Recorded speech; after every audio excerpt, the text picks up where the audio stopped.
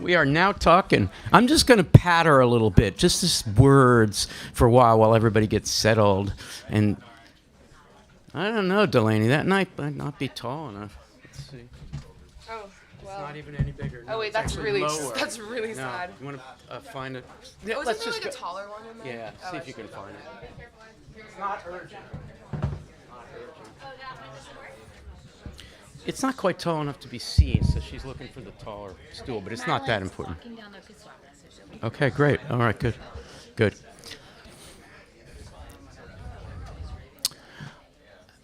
Just a couple of little housekeeping things. First of all, our house is your house. We have bathrooms, one behind the kitchen, one on the second floor at the top of the stairs, a third in the back of the second floor. So this is going to be a real summit meeting. As the blues people say, a real summit meeting. There's a lot of things, a lot of parts. I think this is maybe better. Yeah, no, that's good. Yay! Cheers for Delaney. There's a lot going on, and it takes a while. And in a few minutes, I'm going to give you some fancy Ivy League-style rationalization for why you should stay the whole time. Truly, it's related to the mission of the Writers' House, but I just want to say up front that if you can stay, please stay. There's reasons for it. And one reason why you should stay is we have a fabulous reception for you afterwards. We tried to communicate by email, mostly from Jessica Lowenthal. How many of you received more than 3 messages from Jessica? Okay, that's Jessica. Come in the room, Jessica. This is Jessica Lowenthal, the most amazing director of the Kelly Writers' House that we've ever had. There she is, right there. Okay, so Jessica has told you, and it may not have registered, there's a lot going on Sunday. Despite all that, you probably tried to make lunch plans and reservations. Bad idea.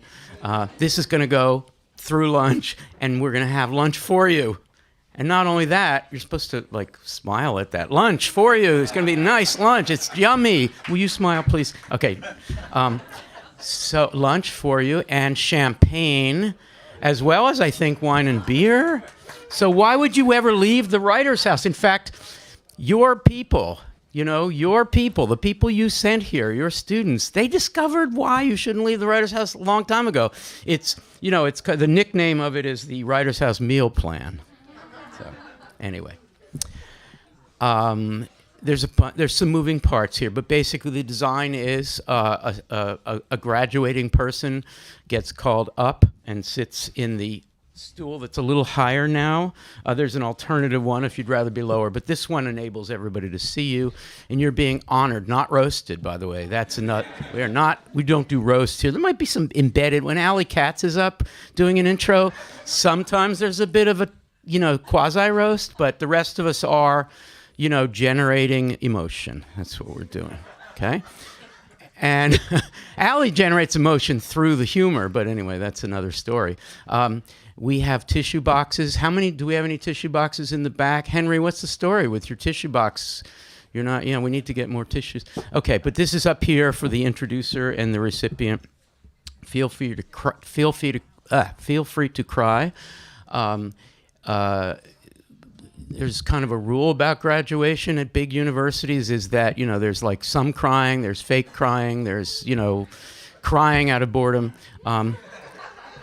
Here at the Kelly Writers' House, it's not only okay to cry, but it's kind of a rule. Crying is good. There is crying in writing.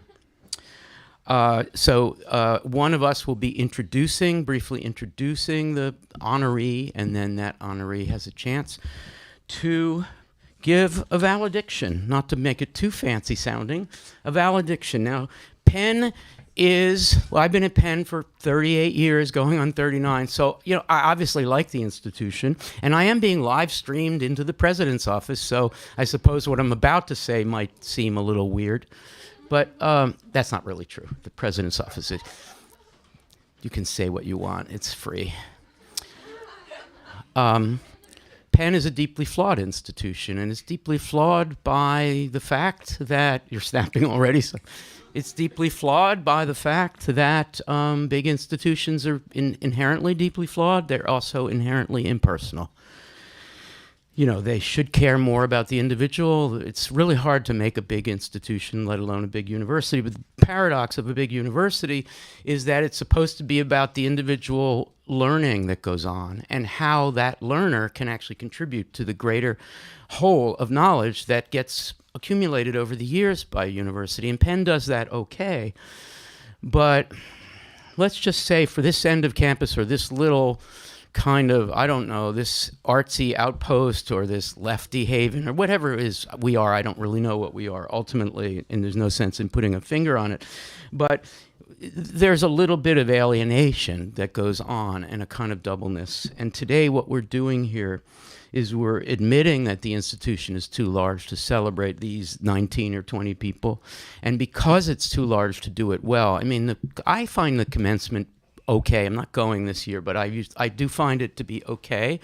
There's some moments where you're going to feel really genuine sentiment about what's happening in your family, that this person is getting a degree at this time-honored university, this place that's been around a long time. You're crying already.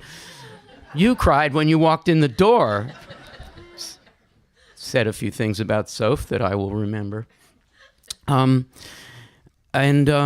be some moments, but today what we're trying to prove is that you can be in a big university, you can carve out a space, and that education, learning need not be the least bit impersonal. And so that's a reason why I'm pleading with you to stay all the way through, because I think you're going to discover that you came into this door hoping to honor your person who's graduating, and you will leave realizing that they are all this fabulous, that the person who's not in your family or not your loved one, in fact, has as much to tell you about what's going on in the world of this generation as the one you came to celebrate. So you came thinking it's all about Emma Bloom, Emma Bloom, Emma Bloom. Sorry, I gave you that's kind of a random example. I'm just looking at Emma. And then you'll realize that it's all about a lot of other people. And particularly now, because our easy generalizations about this particular generation are bullshit. They're crap. They're crap. We make a lot of pandemic generation generalizations about them. I think they're all wrong. I don't know what your generalizations are. The ones that I hear in the media, I think are wrong. How many of you in the last 6 months have heard enough of the generalizations about these kids? All right? This is ridiculous. It's ridiculous. Are they, do they have their extraordinary dignity and their worth and their importance and their brilliance has really nothing to do with the fact that the early part of their collegiate career was distorted by a global pandemic and by the sudden, and it should have been earlier manifestation of racism and other kinds of deep unfairness in the society that kind of came to a head at the same time as we weren't in school and all that. These people didn't simply survive that, right? They didn't, and nor did they thrive because of it. They have the dignity and the worth and the articulateness to teach us just like any other new generation does, except that they had to go it more alone, more on their own, more among themselves as peers than other previous generations because of their detachment from institutional supports, because of sadly, their detachment from faculty being right there with them all the time. And the people in this room survived it as well. And that is best understood by taking in this morning. We're air conditioned, it's not raining on us, there's champagne ahead of us. Take a deep breath and try to think about what these young people are saying collectively. And that's why, with great respect for the busy day ahead of you, we urge you to listen with open ears, and you'll find yourself moved by and cheering on people in this community you didn't even know about. And that, by the way, is why the Writers' House exists. That collaboratively we can make something more, a greater whole than the individual brilliant people, nonetheless brilliant people, bring to it. So we have families here, we have BFFs, we have siblings, we have grandparents, we have loved ones of all sorts. So I just want to acknowledge some of those people. If you came, you are not a graduating senior. You came because of someone. You're part of a family. Just raise your hands and let's put our hands together for these people. Because you will hear today so many times these people getting up behind this microphone and saying, thank you to my family for putting up with me, or thank you for supporting me, or thank you for believing in me. Thank you for paying whatever you could possibly pay, because that's not trivial for a lot. A lot of families are like refinancing or figuring out how to deal with it. It's ridiculously expensive. Let's not get into whether it's worth it dollar for dollar. And now, of course, it's Mother's Day, and there are moms and also maternal people. Not just moms, but maternal people. So where are those people? We honor you on Mother's Day.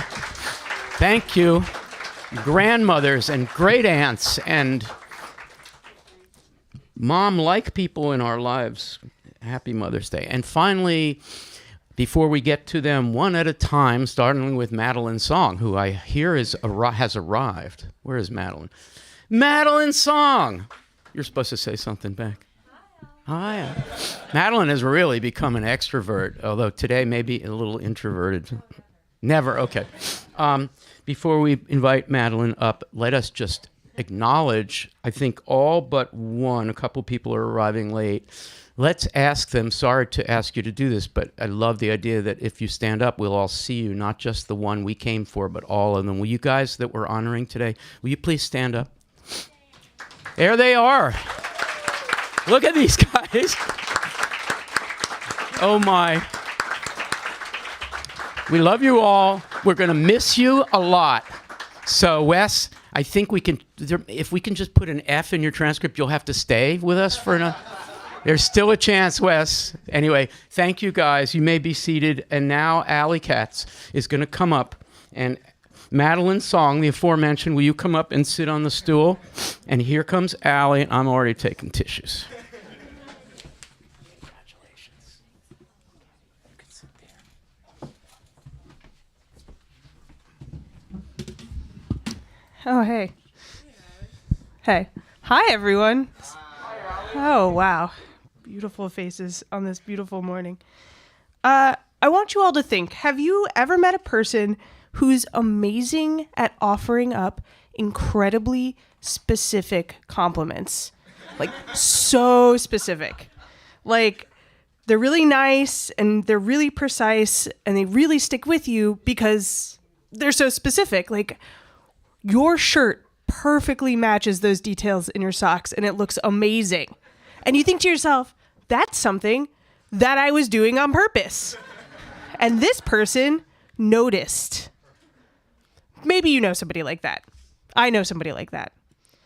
But, are they also very, very, very funny? Very funny. Hugely funny. Are they really good at generating feeling through humor, for instance? Al, this is a nice segue. Thank you for that. Because the person I was thinking of during all of that is, because it's Madeleine, that was the lead up. If you weren't, it was you. Oh, just you. It's so rare, first of all, for someone to be very, very, very funny without ever being mean. To have that humor come from, unless you're Wes. Beloved Wes of the joint birthday party. Madeline's never mean to me, so maybe it's, I don't know why. Incredibly kind, incredibly funny, and an incredibly brilliant poet, a member of the Exolano Project. Poetry is just outstanding. Google her. Definitely. And just a capital T talent.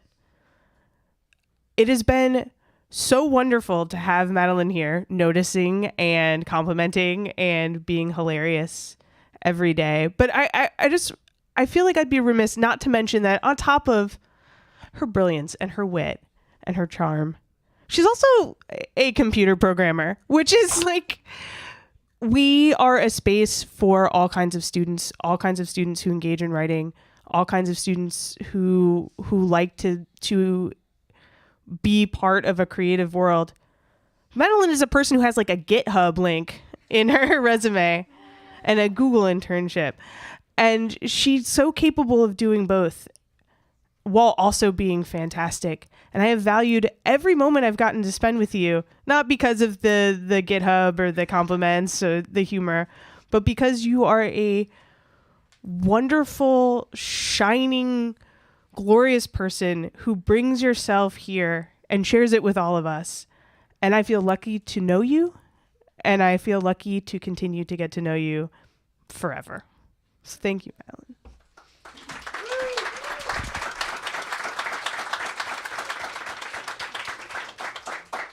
No roasts. No roast. No roasts. Well, now I have to rewrite my speech. Oh, boy. Hi, guys. So, writer's house.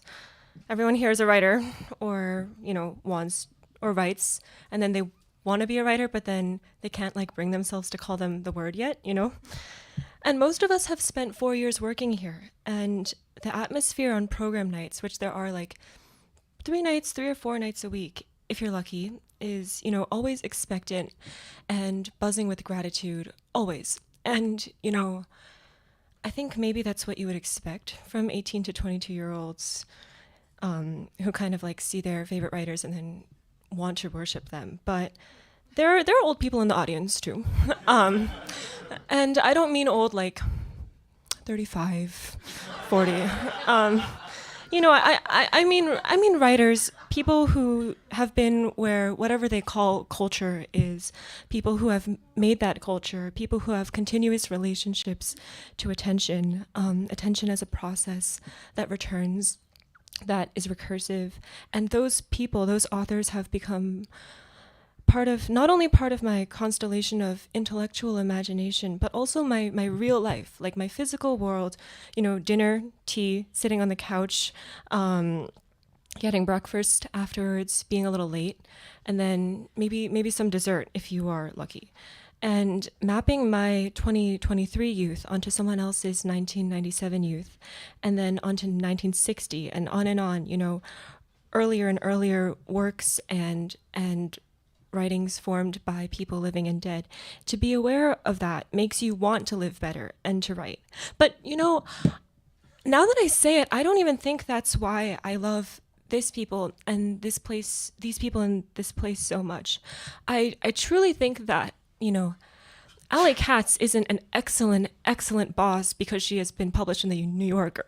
She's an excellent boss because of the person that she is, because she is so kind and bubbly and deeply funny and patient, and because Jessica Lowenthal is just an angel who makes me kinder by her presence in the room, because Zach is the best boss I've possibly ever had. And because I've been reading my friend's work since freshman year.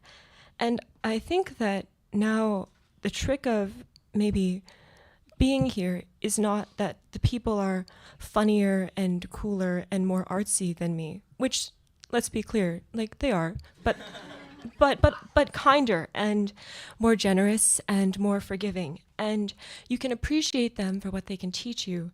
And listen to them when they tell you the things about yourself, no matter how bad or great that might be, and to trust them and to trust yourself, which is very, very hard, but so incredible as well. So thank you. Madeleine's song.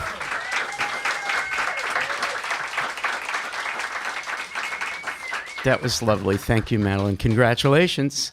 Julia Bloch is next, and Sophie Sears is next on the stool. Come on up, Soph.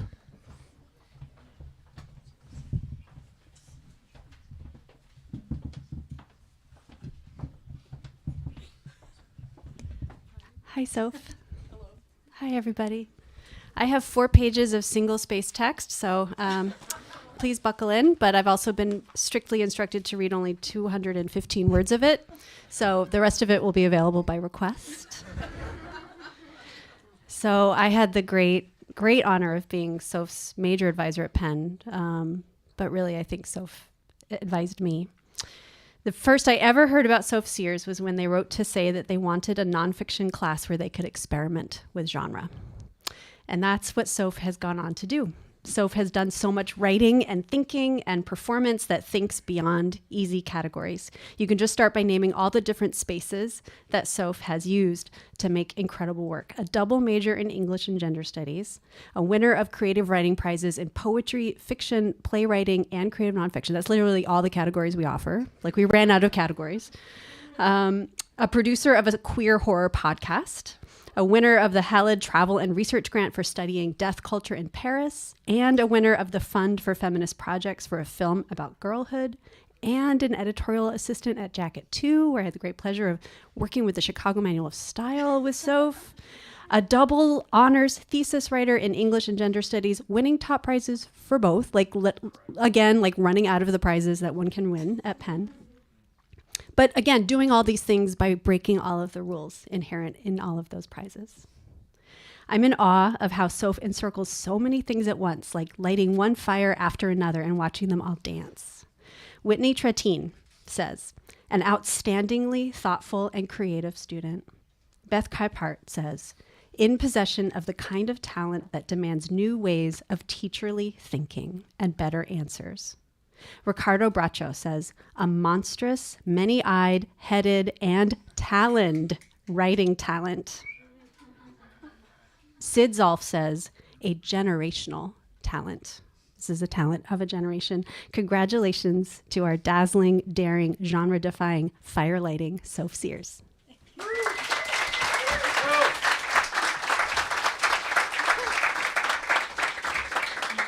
Thank you. Wow, that was a lot. Sorry, I'm like, oh, okay. I'm gonna try to keep this, 3 minutes, so please call me out if it's going over because I'm not good at being concise. So I've been thinking about fungi. Fungus, specifically mycelium. I'm a big fan of The Last of Us and Pedro Pascal. Mycelium is the ecological connective tissue of the fungal world, if you're not familiar. The underground network that kind of coalesces a bunch of different loose threads into an interdependent amorphous system.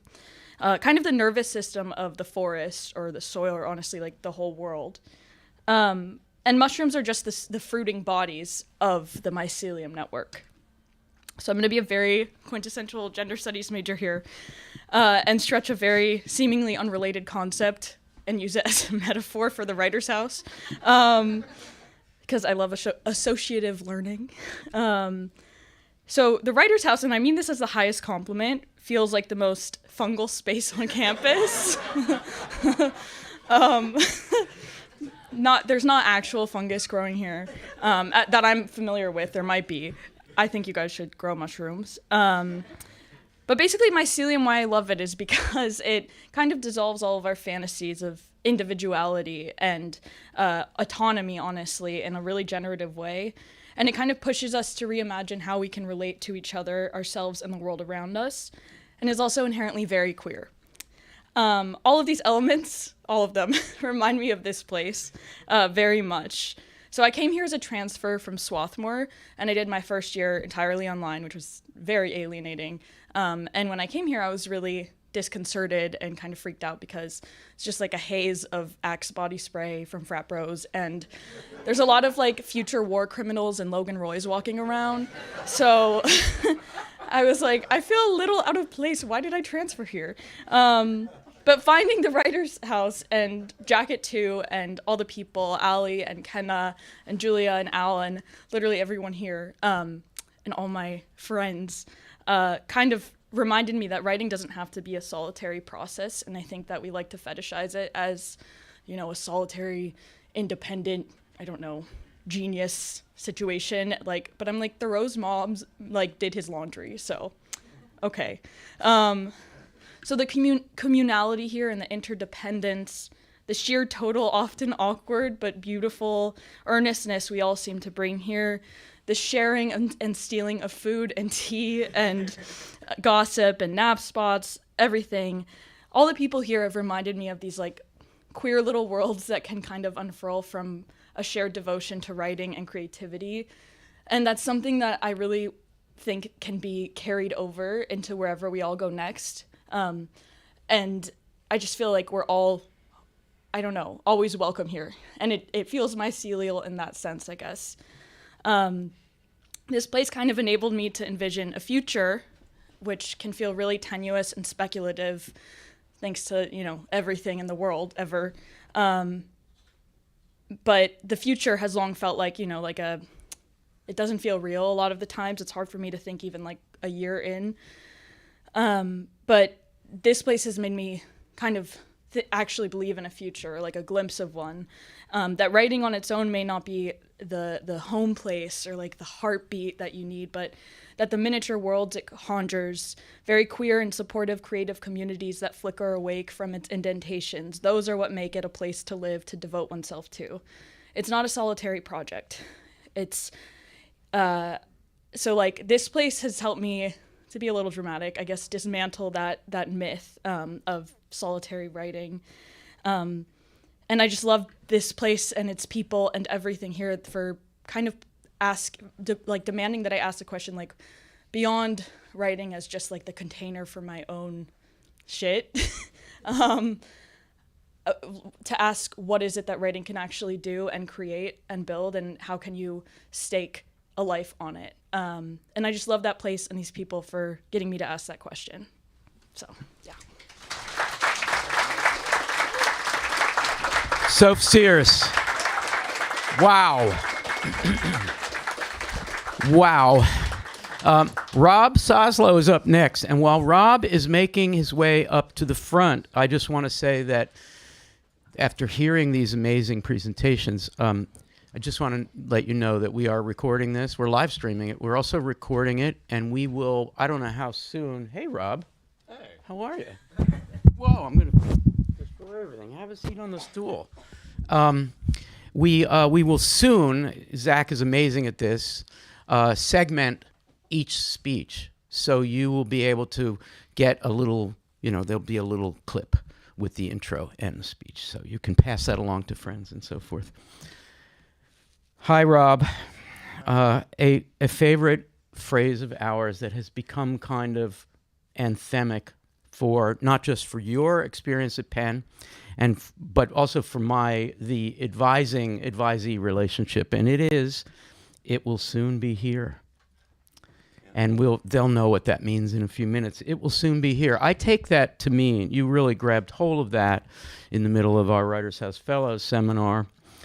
I take that phrase, it will soon be here, not simply to remind us and to remind you that it's best to look to the next thing, to look forward, always look forward. Or another way to put it, and this is also helpful to everyone, one thing at a time, one step after the other. More about that at the end. After you came to Penn, you took a wise choice, year off. There were all kinds of reasons for that. One turned out to be an anticipation of a worldwide pandemic, which allowed you not to be, you were working in Center City. Wow. And during that year off, you watched all of the ModPo videos, so you kind of took a course, even though the school was shut down, basically.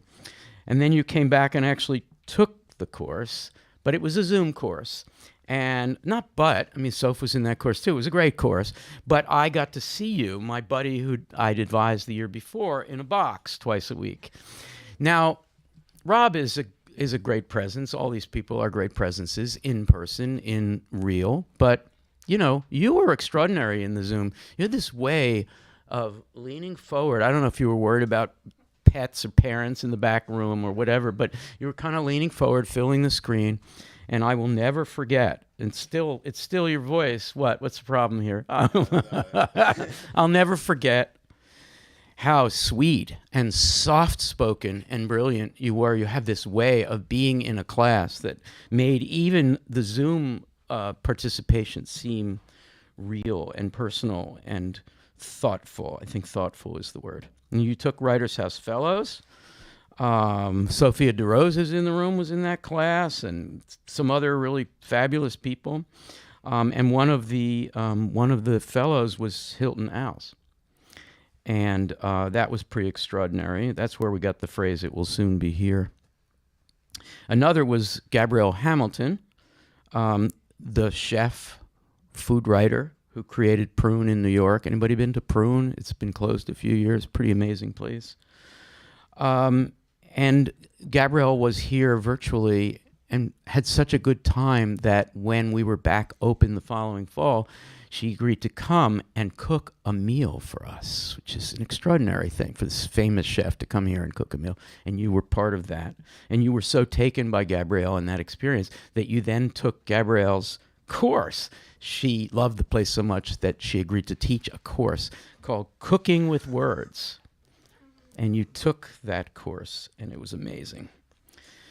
But back to Hilton Als, and It Will Soon Be Here. Your Penn journey has been a complicated one. It was interrupted by that year off, although I think enhanced ultimately. And when we got to Hilton, when we got to what Hilton said, I think you realized how to focus on an idea that would allow you to experience things the way you characteristically experience them, not the way other people want you to experience them. And so I want to conclude by reading a paragraph, actually shorter than a paragraph, from that book to remind you and me, it will soon be here. The wall surrounding memory misremembered is clean and wide and high. Regardless of where many of us believe we land, in that field encumbered by not too much baggage or entirely too much, we all come from the same place, which is a road rutted by experience so banal, nearly remarkable, that memory tricks us into remembrance of it again and again, as if experience alone were not enough. What are we to do with such a life? One in which we are not left alone to events. We are not left alone to events. Love, shopping, so forth. But to the feeling that memory, misremembered or not, imposes on us. That's you, Rob. It's been a great journey. Congratulations. It's all yours.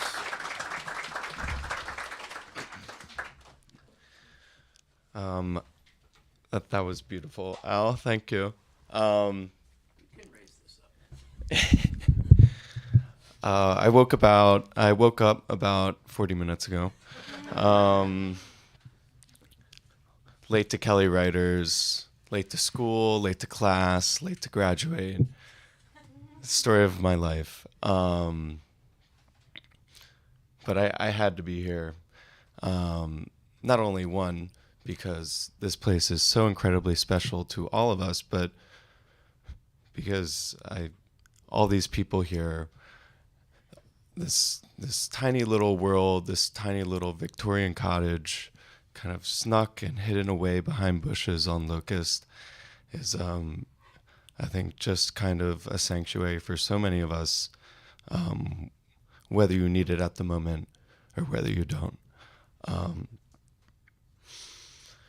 I think it's more so because this campus is generally a place where people are more concerned where you're working, whereas like in this little cottage, it's more about we're concerned about the work itself. The work and the word has just been so important, at least to me, and I think to every other former student in this room, that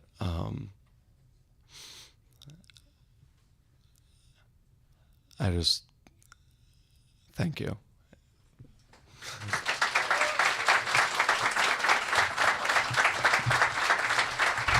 Rob Soslow.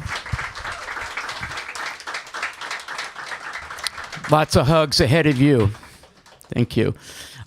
Next up is Jessica Lowenthal to introduce Habib Salim.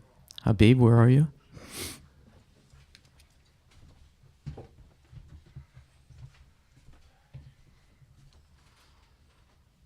Oh, it's cold up here.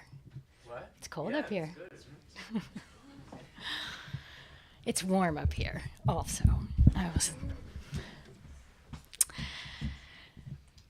I distinctly remember our first conversation. We talked about our homes. We talked about Kenya and Arizona, where we're from. We talked about the capacity of poetry to bring people together across continents. And now, 4 years later, Habib continues to think about and talk about intercultural approaches to poetry and coming together. Her very, very last paper at Penn, which you wrote upstairs and in the dining room, singing, like this most glorious singing voice, singing and typing somehow. This final paper was about the role of poetry in maintaining Palestinian identity in intercultural and cross-cultural contexts. I think this sustained and passionate interest in cross-cultural exchange motivated a major in international relations, where Habib completed a fantastic thesis about how East African countries have worked collaboratively and individually to counter transnational terrorism. But Habib has also been a leader in all kinds of intercultural projects outside the curriculum. She facilitated conversations between Hebrew and Arabic-speaking students at Hillel. She led a series of intercultural dialogues and workshops to help welcome international students to Penn. She served on the planning committee for the New Neighbors Initiative to celebrate immigrants to Philadelphia. And the list goes on, is pages really, but the 215-word limit that Julia mentioned came from me, so I'll stick with it. So the thing I most want to say is this. Habib is always thinking compassionately about the communities she's part of. She was the first student to offer her support to me when our community experienced a tragedy earlier this year. I was so grateful for that. And Habib thinks not only about how she might contribute, but also about the ways in which her own positionality allows her to contribute. She wants to lift as she climbs, and she holds this ideal dear. Habib.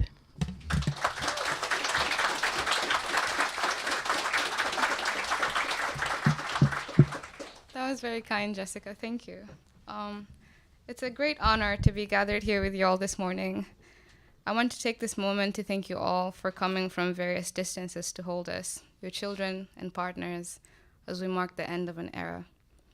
I'd especially like to thank my parents and my uncle at the back, Khadija, Hussein, Ramadan, cute wife, all weary with fatigue from a 20-hour flight from Kenya just to witness my big moment.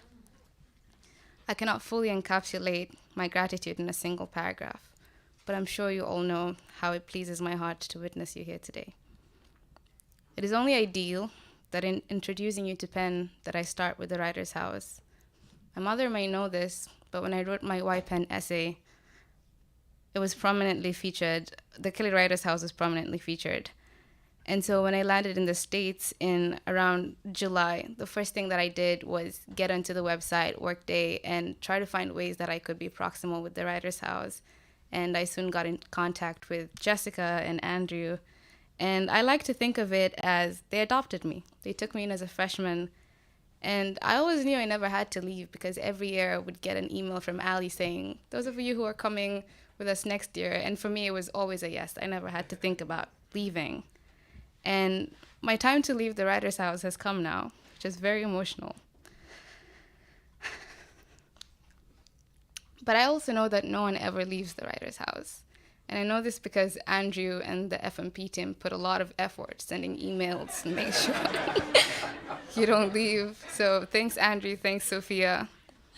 And as I proceed to my different endeavors, I want to say that the Writer's House will forever hold a place in my heart. It is here that I fostered my love for poetry and tea. I'll miss teaching people how to make chapati in the kitchen, which is a traditional East African flatbread. I'll miss exercising classical democracy by voting for the best tea and the best seating combination. I'll miss closing shifts with Andrés and the mixed joy and surprise when someone walks into this space for the first time and realizes how different it is from the rest of Penn. I'll miss banter with Dubois. I'll miss talking about parenting with Alli and Jessica, not just children, but cats. I'll miss watching Dylan make a sweater on the green couch and Lily Applebaum. I'm grateful for this space and for the souls that grace it. I'm grateful for the writing community and all the ways that the Kelly Writers House has supported us. Thank you, and thank you, and thank you. Habib, Salim. Habib's family definitely wins the award for traveling the greatest distance, so I think we need to kind of crane our heads back to them and give them as much love as we can. Amazing. Incredible. We're really honored that you're here and that you came all this way. As Jamie Lee Josselyn makes her way to the podium and Emma Bloom makes her way to the whatever this thing is, the stool, I want to use host's privilege just to say that we fought over this introduction. No, we didn't really, but and that Emma took so many courses with me in this room that first, you probably spent as many hours here in the Writers' House as people who are on the staff, and second, you minored in Al. And so at commencement, they're going to give you a second diploma for minoring in Al. Anyway, here's Jamie Lee Josselyn. All right. Hi, everybody. I'm Jamie Lee. Emma, look what I've got. Here, ceremonially, is a letter that Emma wrote to herself the day before classes started her first year here. We were in a classroom right above this room, actually. So that's a tradition I have with my advisees every year. And then they get it back when it's time. It's time. I have no idea what you said in that letter. You'll have to tell me later. I do know that at that time, I had a really good feeling about you. And that began, I think, the summer before your senior year of high school, when you participated in an online book discussion that I led. And then I was going through my Emma file, and I found an email from Al in fall of 2019 where he sent me just a one-liner, I think subject line, Emma Bloom, question, where did you find this amazing, deep person? Los Angeles. And email. What I've loved about our advising meetings is the sense of excitement and maybe even like wonder, this like lit up bright face that radiates from you every time when it's time for you to think about courses, with the maybe exception of oceanography, which we will move on from that. But all the other courses, it's not always easy for Penn students to remain so committed to their passion, and you've truly been a model for this. Often in advising meetings, we're trying to remind people why they were so excited to be here, but I never had to remind you because you had too many classes you wanted to take, which is probably why oceanography happened this semester, because it was like, oh, I have to do that. In October of 2018, you wrote, so that's also before you came here, you wrote to me, I would like you to know that I already regard the Kelly Writers House as my home within the larger home of the University of Pennsylvania. I love that confidence, too. Like, they hadn't even said yes yet, and you're like, it's home.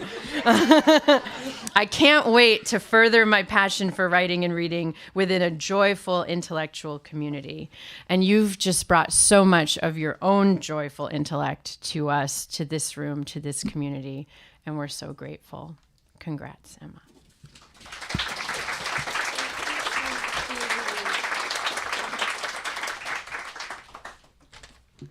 I don't know where that confidence came from to say that I already regarded it as my home, but it did end up being very true. So thank you for those kind words. I appreciate it so much. I guess I just want to take this time to talk a little bit about how I ended up here and what the Writers' House has given me. I knew that I wanted to be an English major starting in the 3rd grade, which is maybe a little early.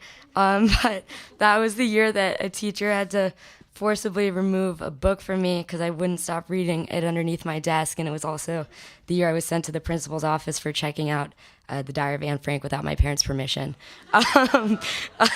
But despite the trouble that all of this got me into, I couldn't stop reading, and by the time I got to high school, I had 2 outstanding hopes for my college experience, one of which was to never take a math class again. And second, to find a community of people who loved words as much as I did. And now about to graduate Penn, I can confidently say that the Kelly Writers House is the reason why I achieved those dreams and has become my home within the larger home of Penn. As Al said, I've taken a course at the Writers House almost every semester that I've been at Penn, the majority of which have taken place in this room. And looking around, in this room I've met lifelong friends who share my passion for storytelling, such as the wonderful Maya Berardi, who's one of the first people that I met freshman year. Also during my freshman year, I spent over 10 consecutive hours in this room watching Shoah, which is a Holocaust documentary. And this experience proved to be so enriching that I returned to watch it for a second time as a teaching assistant for Al. But I think above all else, I was able to evolve as a thinker in this room through learning from teachers like Al and Simone and Sofia and Lainey, who showed me the power of democratic pedagogy and taught me the importance of what Joan Retallack calls poethics, or the belief that literature should empower readers to create their own meaning rather than prescribe it.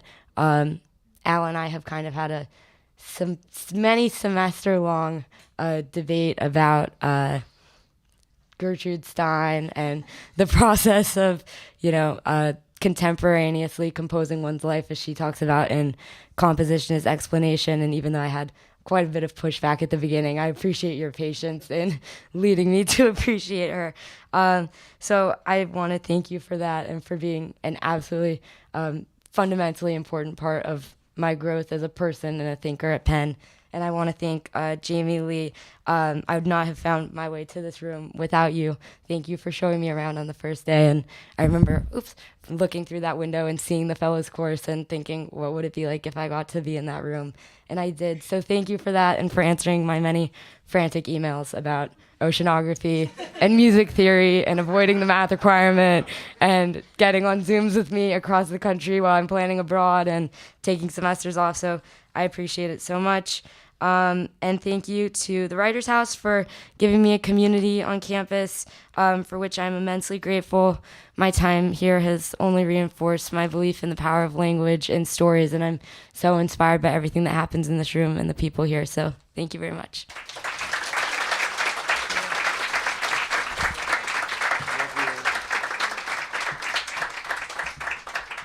Emma Bloom. There's Emma Bloom right there. Next up is Savannah Sparks, properly named Sparks. There's so many sparks flying. And introducing Savannah, hi Savannah, is Zach Carduner. Oh, he's already up here. Okay.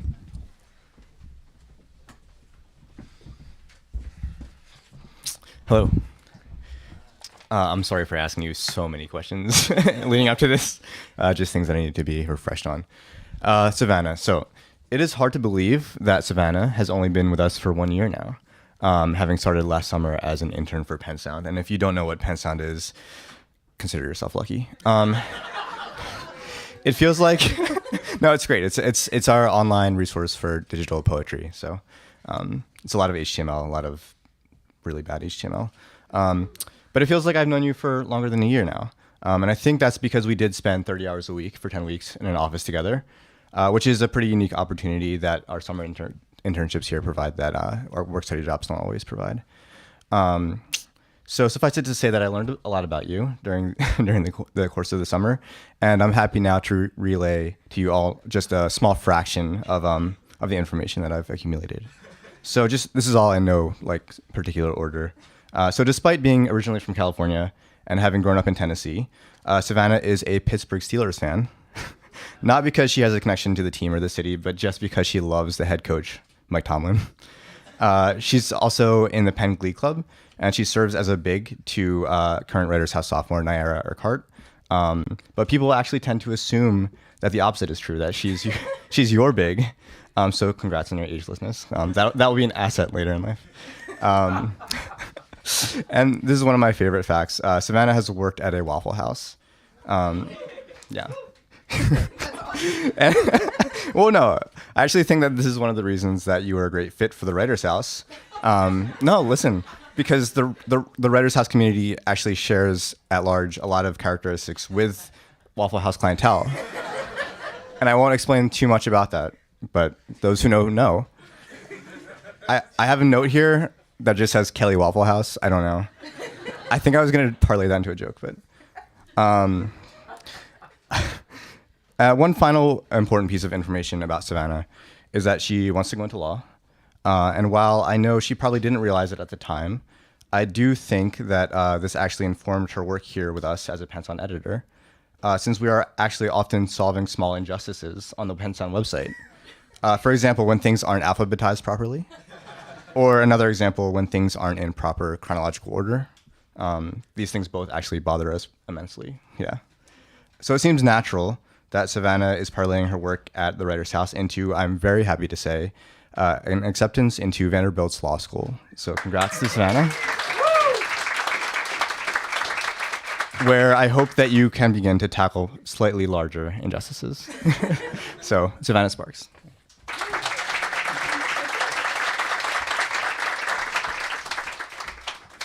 I'm going to time myself because I don't trust my perception of time. So, as Zach said, I've only been here like a year. I started as a Penn Sound editor. Despite what Zach said, you should know about Penn Sound. It's very cool, very fun website, and I've done a lot of alphabetizing, and it looks so pretty, so you can go see it. But what was also odd about like being at the Writers' House as a rising senior is I am constantly mistaken for an English major or something to do with writing, and I'm not. I study sociology, which very few people know, but that's okay. But I never put that title of writer on myself because I didn't feel like I deserved it. But like being here at the Writers' House is so like incredible. Everyone's so welcoming, and I've got to experience, like, I've got to see poets live. I've gotten back into my own poetry, and it's just been such an incredible experience. I'm so sad to leave, even though when I was first coming to meet Zach to start working at the Writers' House, I actually circled the block 3 or 4 times, because not only was I terribly early for our meeting, I couldn't bring myself to go in at first. Before the end of my junior year, I had never been inside the Writers' House. I had always heard from Delaney and Naira about how incredible it was, and I was like, oh, that's not a space for me. I don't do anything with writing. I barely read the readings I'm assigned. But after coming here, it's been so incredible. I know all of us think back on our past mistakes and be like, oh, if I had a time machine. But really, if I did, I would go back 4 years and make sure I actually discovered this place as a freshman. I don't know what butterfly effect that would do. If it caused a catastrophe, it's for the greater good of me being at the Writers' House longer. But I seriously regret not finding this space, and I'm going to miss talking to Alli about the animacy of grapes dropped on the floor. I'm going to miss sharing my absolutely horrible food takes with Alli and Zach and Andrés in the back office. Andrés is laughing because he knows if you just want to hear terrible, terrible opinions, ask me what I eat. But seriously, the Writers' House has been such an incredible space for me, and it does feel like so much longer than a year, and I'm so sad that it wasn't. But I love this place, and I'm definitely going to come back to visit to either annoy Zach and Alli in the office or all of the other underclassmen that I'm going to miss here. Yeah, thank you so much for letting me be here as a fake writer person. But just getting to experience this space has been incredible, and thank you so much. Savannah Sparks. Congratulations, Savannah. That was beautiful. Okay, Peyton Toups is up, and introducing Peyton is Jamie Lee Josselyn.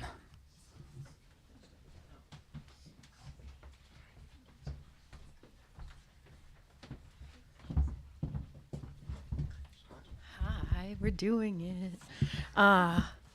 your letter. Thank you. Friend. In May 2019, we hung out in New Orleans, your hometown. I met with you at French Truck Coffee. Recommend if you're ever in New Orleans. You had already, the deal was sealed. You had gotten in, you had committed, so I didn't have to try that hard at that point.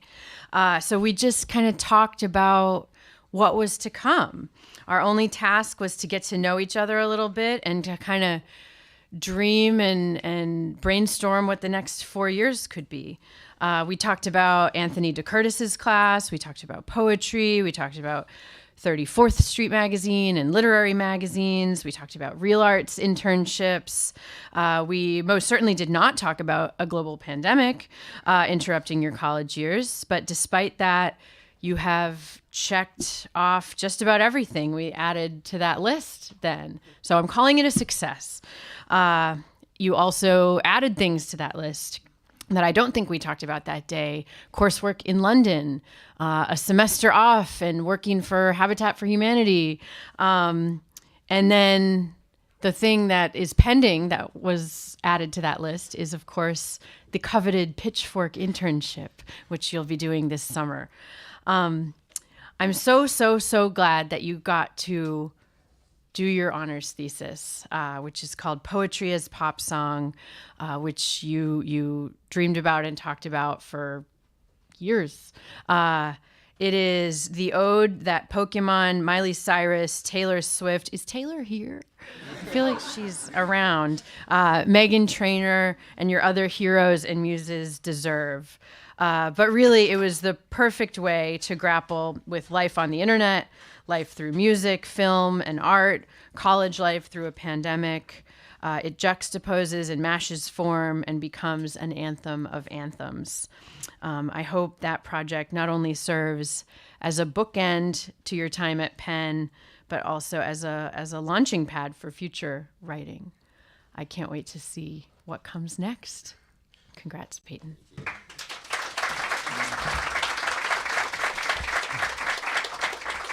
In the most cliche way possible, I don't have a goodbye prepared because I don't want to say goodbye. But I do have 2 poems that are not goodbye poems that I want to read that are from that said thesis. But before I do that, I do want to say this place has been my little lifeblood here at Penn. I wouldn't be here. I feel like I exist as a person or as a student or as an academic, as a writer, if I can call myself that, because of Kelly Writer's House. So thank you, Jamie Lee. Thank you, Al. I don't want to cry. I didn't think I was going to cry, but I feel like crying. So here's the first poem that's not a goodbye poem that I want to read. It's not at all related to goodbyes, but it's called Emily Dickinson in Subnautica. Hope apes underwater, a leviathan of particularity, a bird's wet feathers, watershed moments of aquatic life, calibrated for upkeep's sake, harvested for the technographic currency of a well-read homebody's handwritten letter below a monster's maw, a closed setup of machinery, hope perches even in the mouth of an anglerfish. And then my next one is along the same lines of literary figure in a video game that I found during the semester. So Moby Dick in Portal 2. There is a Moby Dick quote in Portal 2. You can find it. Look it up, please. Sex and violence have been national pastimes since the dawn of man. Here at Aperture Laboratories, we are working toward an animal king present. Prometheus was punished by the gods for giving the gift of knowledge to man. He was cast into the bowels of the earth and pecked by birds. Across 15 acres of broken glass, I counted at high time to get to sea as soon as I can, to whale 50,000 leagues in the future. Thank you.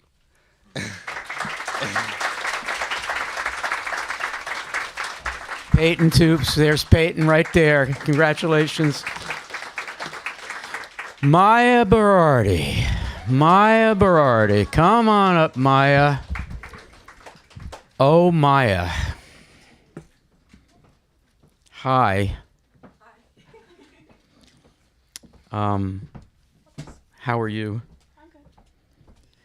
Maya was a senior in high school who should have been paying attention to senior year courses.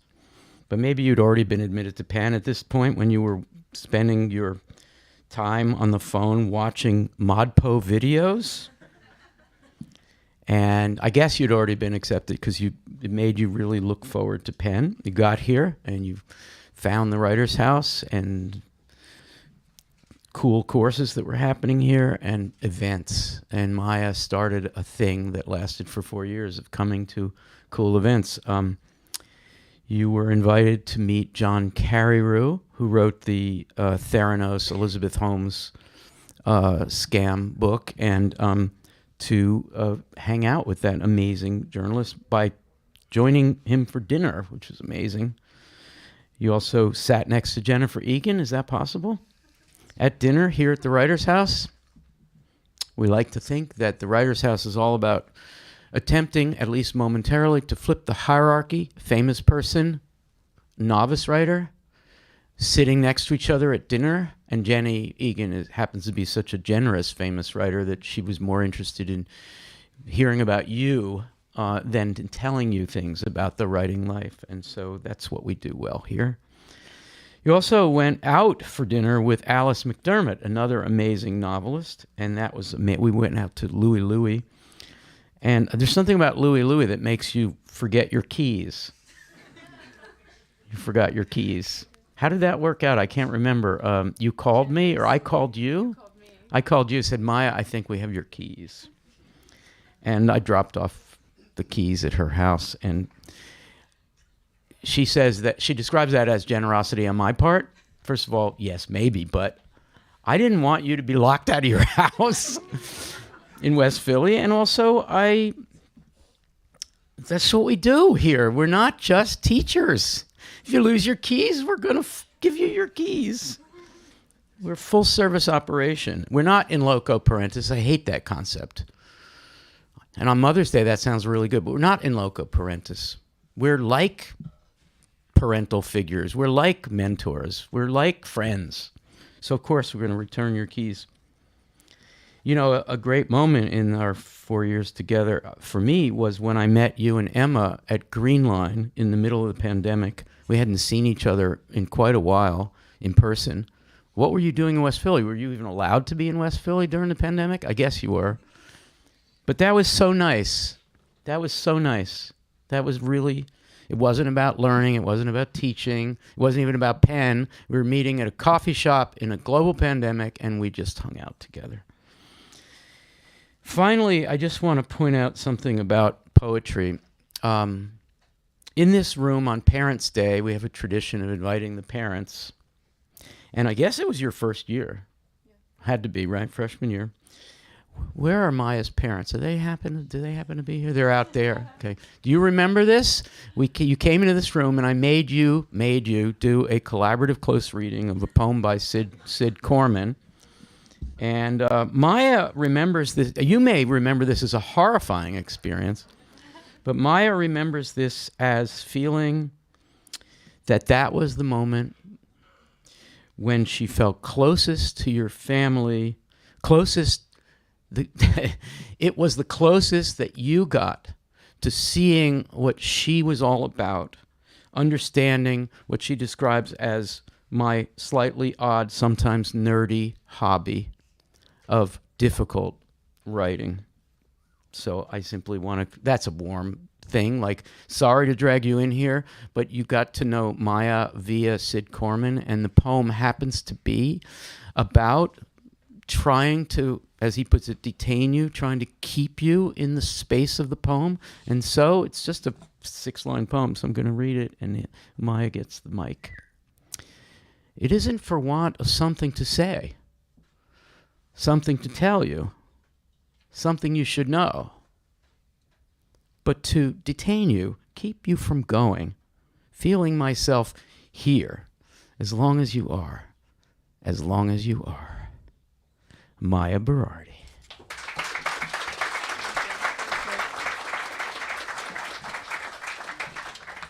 Thank you all. That was lovely. And actually teed me up very well. I thought I might cry if I did like a formal speech, so I'm just going to say that Kelly, Writers' House, you are someone that I'll miss. You're constant and calm in the chaos of this You're a line by Sid Corman. You're my first pen friend. It isn't for want of ModPo mugs and pens. You're Al driving back through West Philly at 10 when I forgot my keys at Louie Louie. Again. Your edible books, your puns in verse, carrots on Venus and peas on Earth.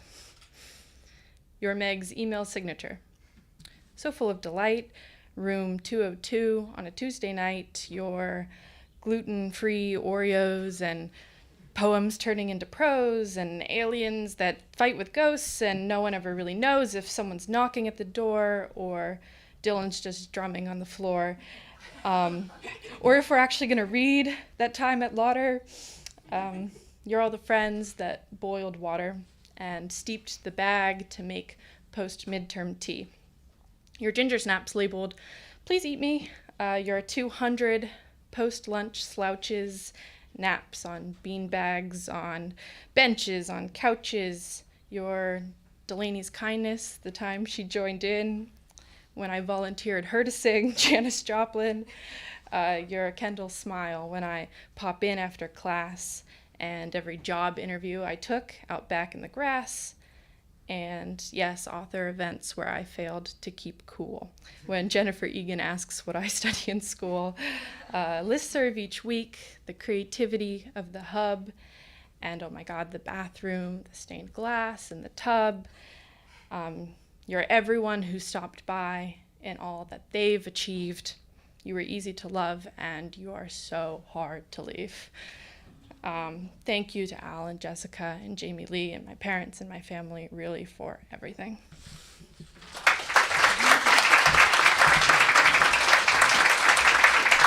Maya Berardi. Oh. Wow. Okay, next up, this is going to be really hard to say goodbye to these people. Alli is going to introduce our beloved Mahailya Hinsey. Where is Mahailya? Okay, Mahailya. There's a box of tissues here.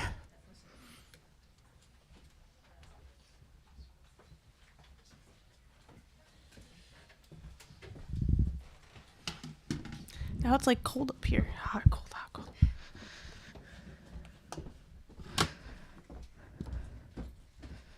Hello, Mahailya. Hi. Mahailya is a person who does many, many, many things very well, very passionately, and very wholly. Meaning like holy.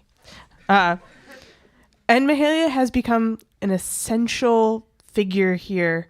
I feel like it's not a day at the writer's house if they're not at the kitchen table or in the student project space wearing headphones while watching an episode of something that is causing them to interject, "What are you doing?" or "That's absolutely ridiculous," which is very confusing for me because it feels appropriately addressed in my direction. And they're doing this while being spectacularly undertaking a project from the writer's house, like hand coloring thousands of monarch butterflies for a marathon reading, or working on the writer's house scrapbook, or massively and meticulously reorganizing our craft closet so that it is finally beautiful and findable. Like, you can find the things now. And during COVID, managing and creating Instant Lit, which, as you know, we were trying so hard to maintain community and to connect students and to be there and to bring in some of what makes Writer's House. And that's hard. And Instant Lit, which was an improv storytelling thing over Zoom, ended up being one of the most ridiculous nights of any virtual programming we've ever done. It was so strange and so intimate and so indescribable in its weirdness. And that's the kind of connector, builder, thinker that Mahailya is. And Mahailya's been part of this community for a bazillion years, and I mean that because they were in 9th grade the first time they did a writer's house.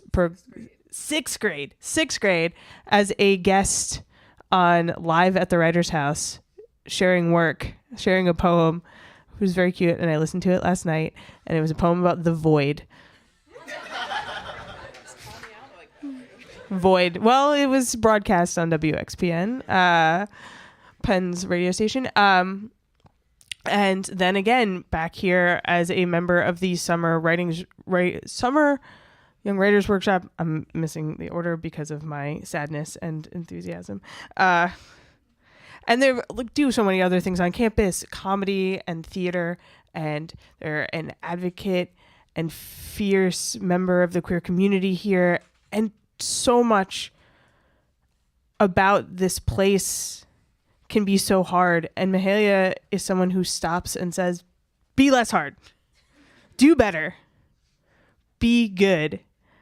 And I hope that we all continue to listen to them every single time they have something to say, even if it's to stop and say, wait, is that about me? So thank you for finding a home here, for so long. And I hope that you continue to find a home here forever.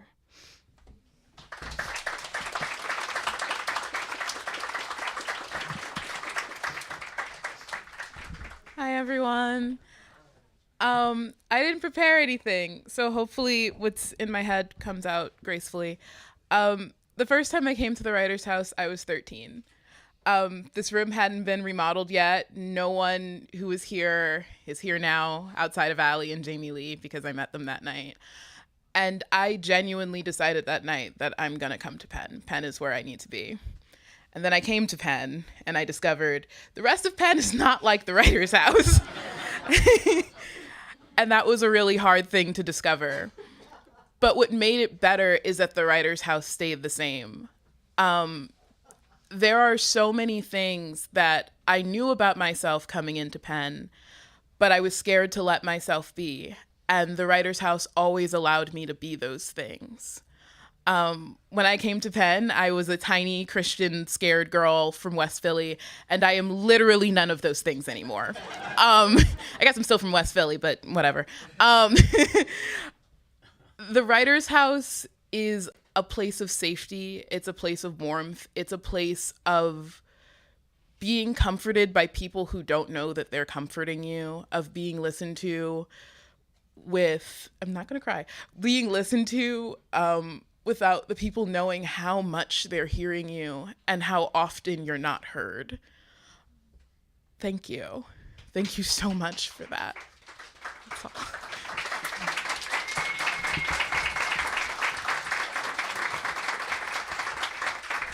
Mahailya Hinsey. Yeah. Andrés Gonzalez Bonillas is next.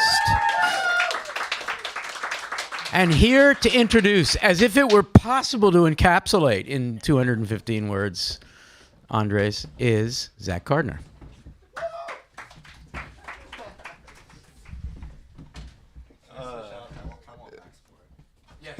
Yeah. I didn't get the memo about 215 words. Someone told me it was supposed to be 90 seconds. This is 400 words, I'm sorry. So back in August of 2019, Jessica forwarded me a letter and a resume, and all she said in the message was, a promising one.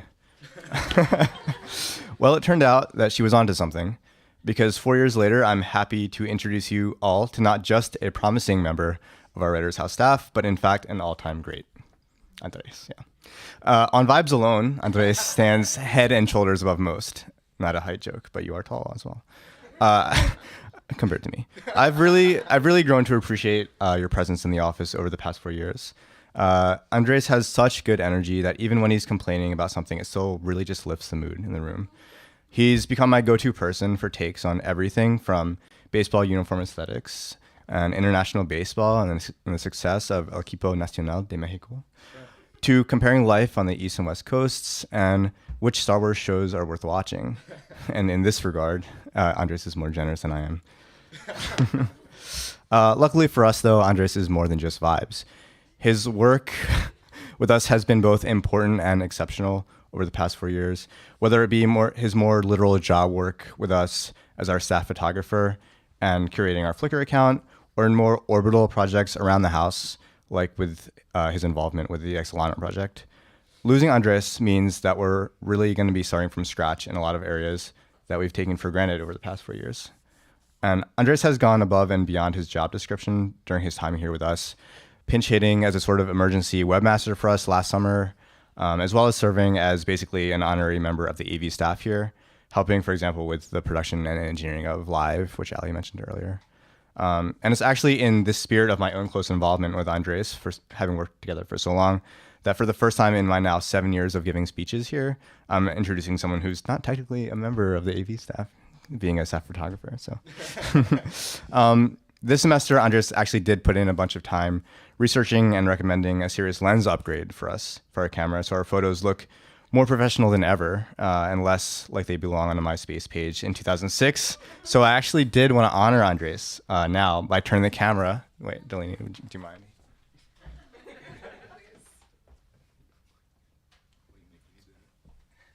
So I'm going to turn the camera on you all now. So on the count of 3, everyone should say Andrés. Right. I have to push the button. Yeah. 1, 2, 3. Andrés. Yeah. Ladies and gentlemen, Andrés. Yeah. Yeah. Thank you.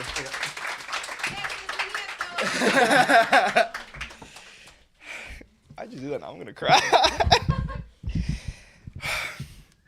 So, everyone that spoke already has been like super eloquent and so kind and so like ready. And I like wrote notes at like 2 a.m. yesterday or this morning. And I was like, oh my God, I can't sleep. I'm a little nauseous. I need to sleep. I need to get up. But I don't even know what to start.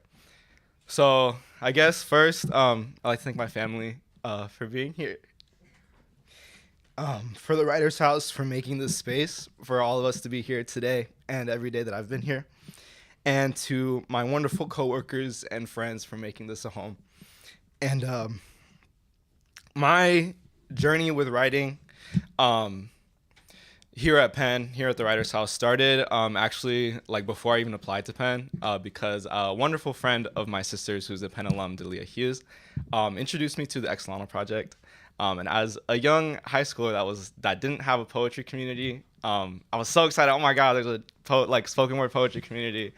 And so I got to campus during like Quaker Days, the fly out thing, whatever. I got here and I got to like see this house, and I had just finished the remodel. And I was like, oh my God, this is so cool. What the hell? And so this is how Penn gets you. They bring you on like the best day of the year when it's like beautiful spring, everything's flowering. You can't hear any of the evil things that they're doing. But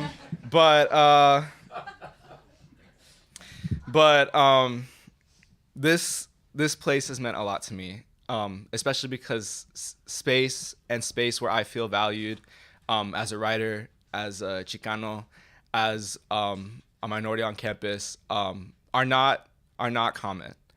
And this place is incredibly important for writers of color, to come and just be in community and to find a creative home and somewhere where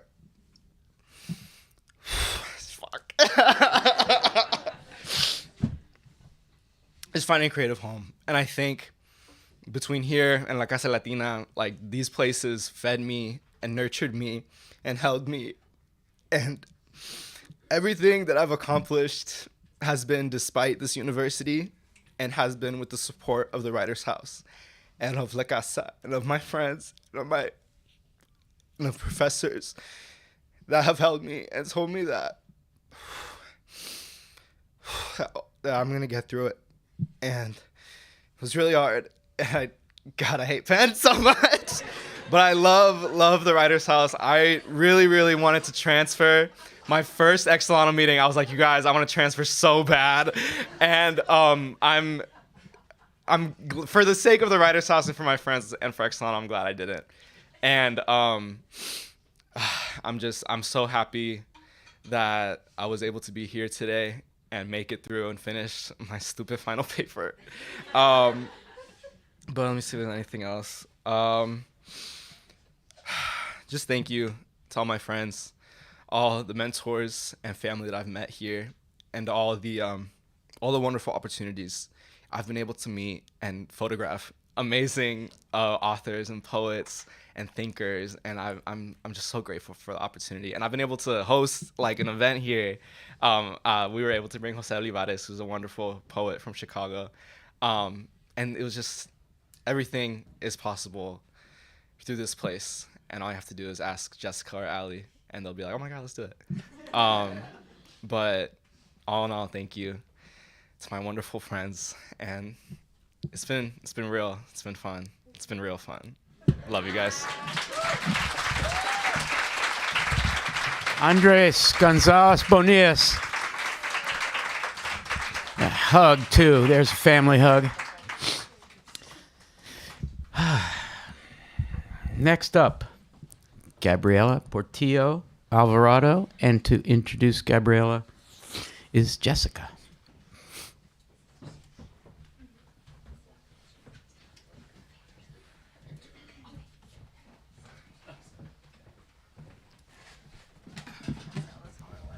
Taller one. You're tall.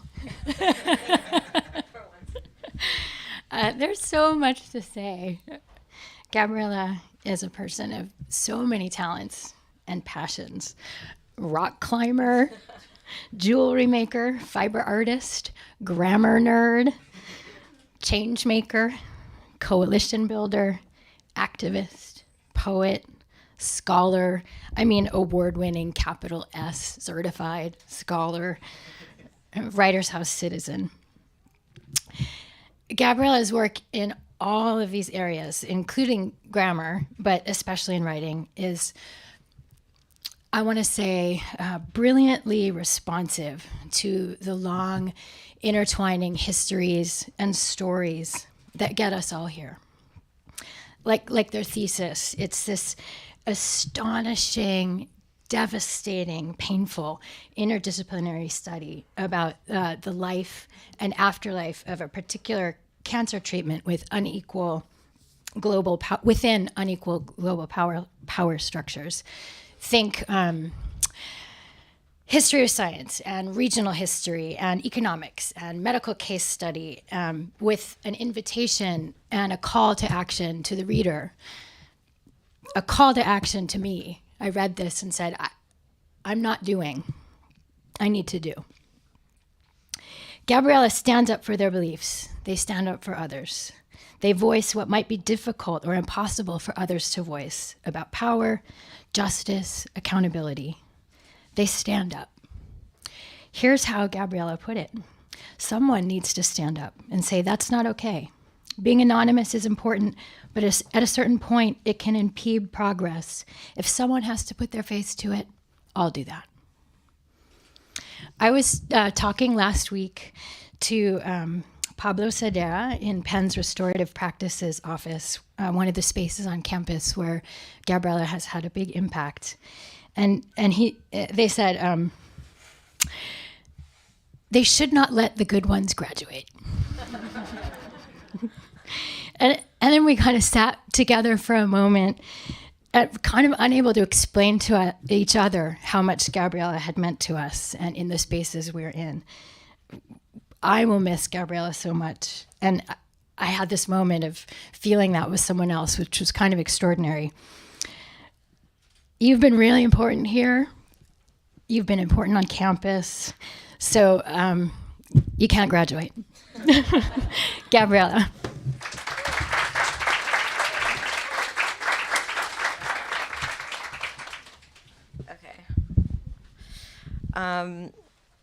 Thank you, Jessica. That was lovely. I want to say thank you to my family, some of whom came a long way to see me graduate. Not as far as Habib's family, but still far. I, unlike some of the other graduates, have never taken a class here. I just work here. But the Writers House has in many ways provided a home to me at Penn where I never felt that I belonged unconditionally. I remember we were talking about what we would say at the ceremony a few weeks ago in the kitchen, where I hang out a lot. And we agreed that most of us would say something along the lines of, Penn sucked, but the Writers House made it better. Thank you to everyone at the Writers House for making it bearable. Thank you so much to Jessica, who has been an enormous part of that, who listened to me ramble about my thesis and even read an early draft of it all the way through. Jessica's office was a place I could go to catch up, to rest, to share joyful news, and to rant about my day, and not least, to take some Girl Scout cookies off her hands.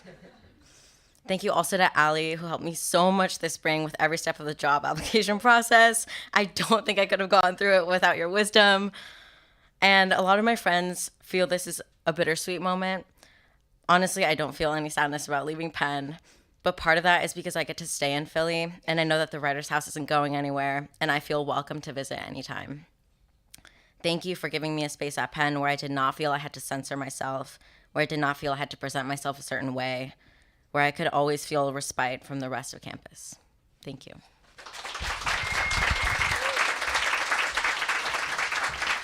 Gabriela. I want to take a moment to invite people who are sitting in the living room. We have, because of timing of events, we have a couple of spaces up here. So I know it's like hard to get up and then move all the way through a room, but we invite you, we encourage you. If you came all the way from Kenya, you should now come up and sit in our first rows, because it's just, okay, maybe not. But anyway, it's next the pleasure of bringing up Andrew, who's going to introduce Favor Idika. Where's Favor? I think in the living room. And Favor's family's in the living room. I invite you to come up too. Andrew.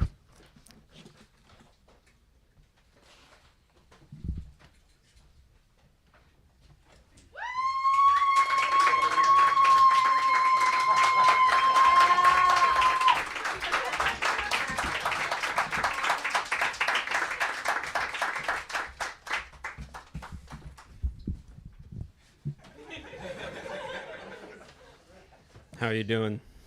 Okay. Okay. I'm very lucky here, Favor. I get to know students like you during a special time of their lives. They teach me, like you have, by being who they are, by sharing their perspectives, and by eventually graduating. Moving off into the next thing. And while it sometimes feels like I'm frozen in time, as students like you change oh so very much during their 4 more years here at the Writers' House, days like this one prove that I'm not frozen, and that friends like you are pulling me along with you on your journey in surprising ways. By the way, this is 204 words. I'm just saying, I follow instructions. You're a special person, Favor. Your professors talk about your fierce dedication to all causes in which you believe, your interest in philosophical ethics, your passion for social causes. You help plan an event on understanding marginalized experiences with the Student Committee on Undergraduate Education here at Penn. You're going to Princeton to get a master's in architecture.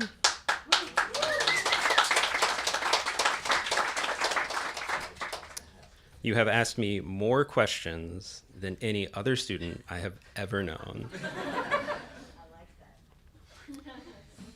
Though you are very, very, very good at things, I'm going to list things that no one else knows what they are, but very good at things like purchase card receipts, data management, spreadsheets, journal entries, emptying the dishwasher. I will not miss you for those reasons. I'll miss you for bigger reasons. Reasons why the Writers' House is the place that it is. Reasons that I will only begin to understand when we say goodbye. No, see you later. So, goodbye, Favor. No. See you later.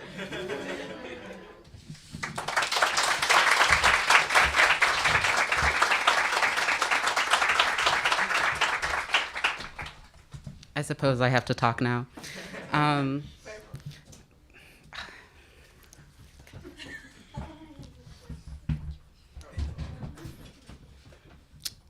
So I will just be saying things. But I would first like to shout out Andrew and Julia, who are both my supervisors, as I did administrative financy things here at the Writers House, like Gabriela. I also did not take any classes here. I wasn't like an English person. But it's been so nice to know both of them and to do purchase card receipts and other things and learn more Andrew and Julia lore along the way. Along with other members of the Writers House like Jessica, I would love to shout out, and also Alli and Heidi. Basically, in the same way, like so many other people have said, Penn is not great. But the Writers House has been a really lovely place to put my food, make lunch, hang out in the kitchen and talk with other people, so on and so forth. And so for that, I would like to thank the whole Writers House community for being there for each other through COVID, through still living in COVID, but being back at Penn, and through nurturing more generations of students here at Penn, especially since a lot of student workers here are like Figley students, like marginalized students. It was really nice to have a space like this. So thank you to everyone. Favor Idika. Thank you, Favor. Okay, next up is Alli to introduce Henry McDevitt. Sorry, Henry, you actually been sitting there like you're running the tech today. Now come up. And here's Alli.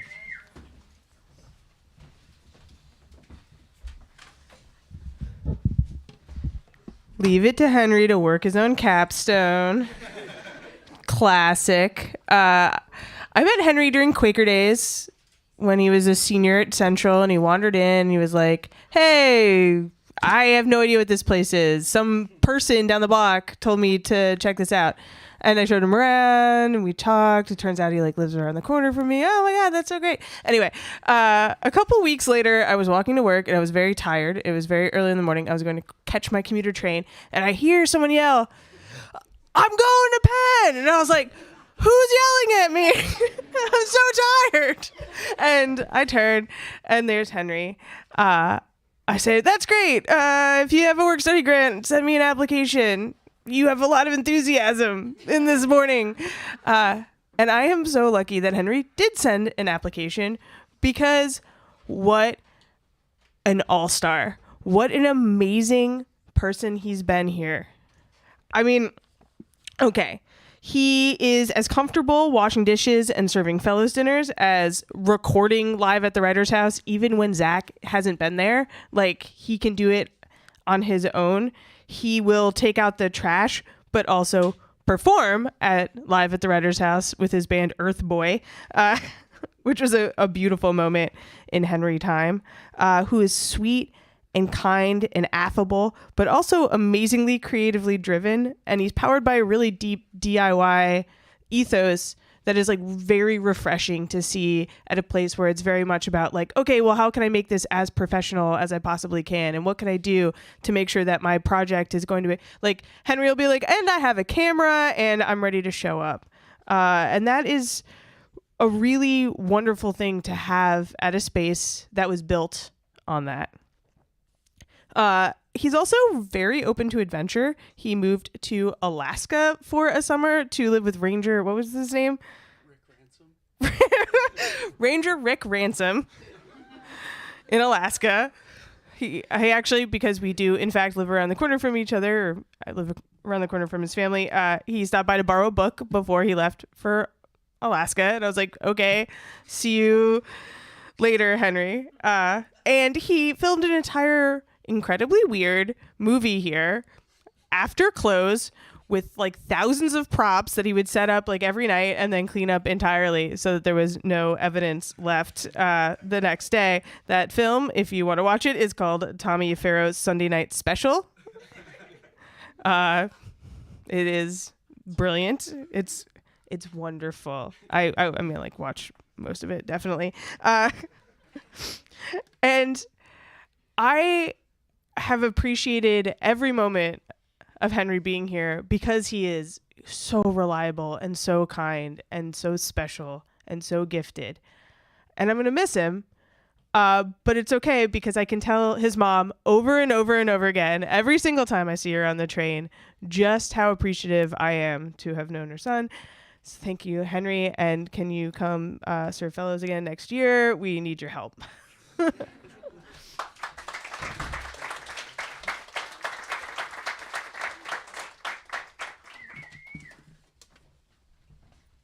Thanks, Alli.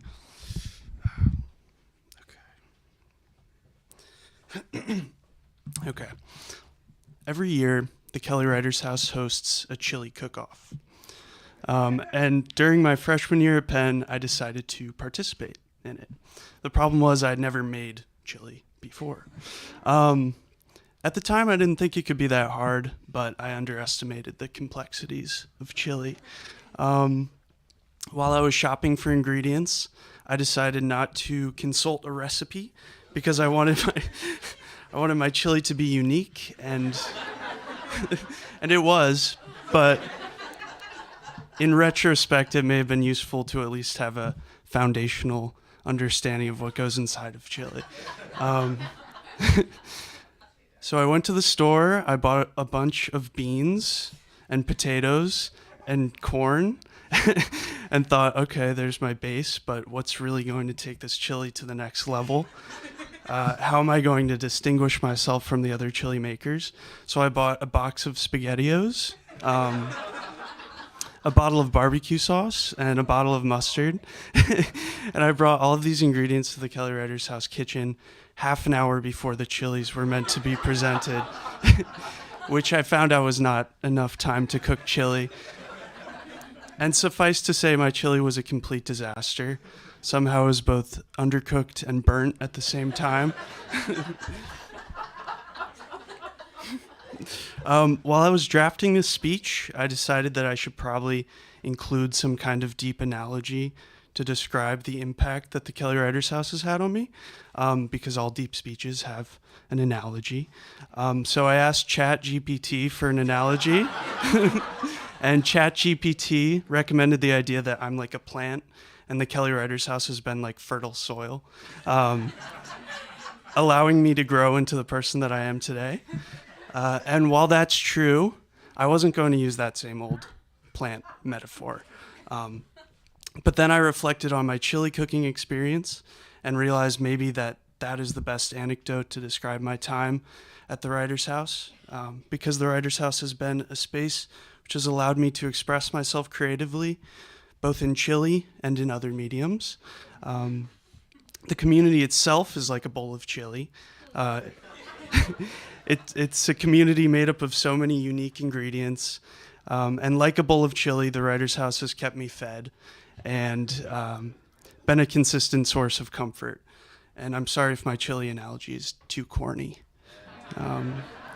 But on a more serious note, this space has meant so much to me over the past 5 years. So thank you to everyone who is a part of this community. Thank you. Henry McDevitt. Congratulations, Henry. I missed that chili somehow. Angela, gee, where's Angela? Come on up, Angela. This is Angela. Congratulations. Are there some special Angela fans out there? Where's the Angela fans? All right. Angela, I've been at Penn a long time. I've taught at Penn for nearly 40 years, like 38 years or something, okay? I can count on one hand the number of students who are as modestly articulate, lucid. Your critical prose, as in the position papers you write for my courses, stunning. I don't know how it happened. It obviously happened before Penn because it was early in your Penn career that I discovered how brilliant you are, how lucid. And the best part, because I think people this brilliant usually are at least a little bit showy. They're a little bit full of themselves. I mean, that makes sense, right? Not Angela. Never showy. And that quality of never showiness, being that good, that brilliant, that provocative in terms of ideas, and yet modest, that's what makes collaboration in learning possible. That the person who just put out an utterly fabulous idea can then not try to take such ownership of it that it forbids other people to come close to it. It's just, and you do this apparently just as part of your personality or character. And I just wanted to point that out in front of all these people, that You're the last person who would say to people, I'm brilliant. So I'm saying it. You are. And after a while, as it got to the end, you started to show up here every day. This year, you've been, I think, here pretty much every day. You're fully committed, and you've come to programs, and we see you. It's just heartening. I mean, this is true of a lot of people in this room, so I'm just saying it about you. It's just so great to come, for me, to come into the Writers' House, and there's Andrés. Not here because there's a program happening now. Not here because, I don't know, there's a ton of leftovers, although I'm sure you partook in that. Recently, you wrote, I bounced around different majors and spaces on campus, including a brief stint as an econ major. How brief was that? 2 years. 2 years. That's not brief. That's not brief. That's 50% last I checked. And at Writers' House, I've come to value a sense of community that is radical, open, and inclusive, which is hard to come by at Penn. This place has been instrumental to me in finding my footing as a writer and being confident when I call myself a writer. And when you wrote that to me, you put quotes around writer. So you're still a little distant from it. So I'm here to say that you should say you're a writer. I would like to take a poll of the people in this audience, even if you don't know Angela, who would like to say, to encourage her. This is sort of like the Wizard of Oz. There's like a bag full of nothing, symbols, to remind you of what you are. So all in favor of decide. Angela is a writer. Look at that, Angela. Friends, family, I present to you a great writer, Angela G.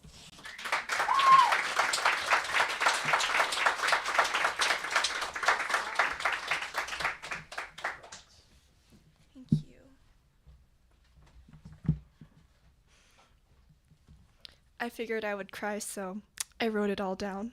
Thank you so much, Al, for that lovely introduction. I like lists, I like structure, so I'd like to share a list of memories that I have about the Writers' House. Number one, reading your comment on my second position paper for the fellows class that I took with you. Al, you wrote, quote, "You are a talented writer, and maybe, I hope anyway, you'll be writing professionally, and perhaps Hilton and Erica will have prepared you just a bit." I revisited this in the weeks to come because that sophomore spring, I realized that I had no desire to continue the econ major and opted instead to declare my creative writing concentration. And it was just really meaningful that someone out there believed, I could make something out of this writing thing. Number two, visiting the Writers' House during Quaker Days for the first time. So in high school, I was a part of the math team, Science Olympiad, science research, and I read and wrote throughout, but solely for fun. I didn't know anyone around me who was a serious writer, but I love words, but I didn't know people win awards and make careers out of this. And so I was coming to Penn because I had a good neuroscience program, but maybe I could take writing classes for fun, pop into the Writers' House here or there. And growing up in a Chinese immigrant household, there was always the pressure to professionalize first. And I learned pretty quickly that, art, writing, and literature were for my classmates who spoke English at home. I did not consider myself to be one of them, but, I'm stubborn, and I'm sensitive, I cry a lot, and I kept writing. And so, number three, taking classes with incredible professors here. Special shout outs to Wakey Wang for teaching me that liking numbers is not mutually exclusive with liking words. Piali Bhattacharya for mentoring me before I even took her class and showing me what being an Asian American writer looks like. Nova Rensuma for watching a novel grow over not one but 2 whole semesters. Lainey Brown for teaching my first creative writing workshop, and Al for all of his patience and guidance over the years. Number 4, that time I ate or tried to eat 14 cups of chili as a judge for the chili cook-off. Number 5, every author event and reading here that I attended, which showed me what real writers do and what good books sound like. Number 6, dinner with Jennifer Egan, where she signed all my copies, her 3 books that I own, and told me that one day she hoped to be signing my books. And then number 7, just seeing so many familiar faces here. Jessica, Kendall, Alli, Dylan, Maya, Delaney, just everyone who I got to know through saying hi on the green couch and who reminded me that, true community is open, welcoming, and non-judgmental. I feel like so many of you saw me as being a part of the Writers House community before I even called that myself. Because at Penn, I feel like it's so easy to forget that, exclusivity and prestige do not build community the same way that the Writers House has. But without it, I wouldn't have become an English major, wouldn't have written the pieces that I've written, would not be as comfortable as I am calling myself now a writer. And on a personal level, being here has taught me how to lean into my emotions, my passions, and the people around me, teachers, friends, family. I have so much gratitude for everyone here. It hasn't been easy for years, but thank you all for your love, your generosity, and of course, your words.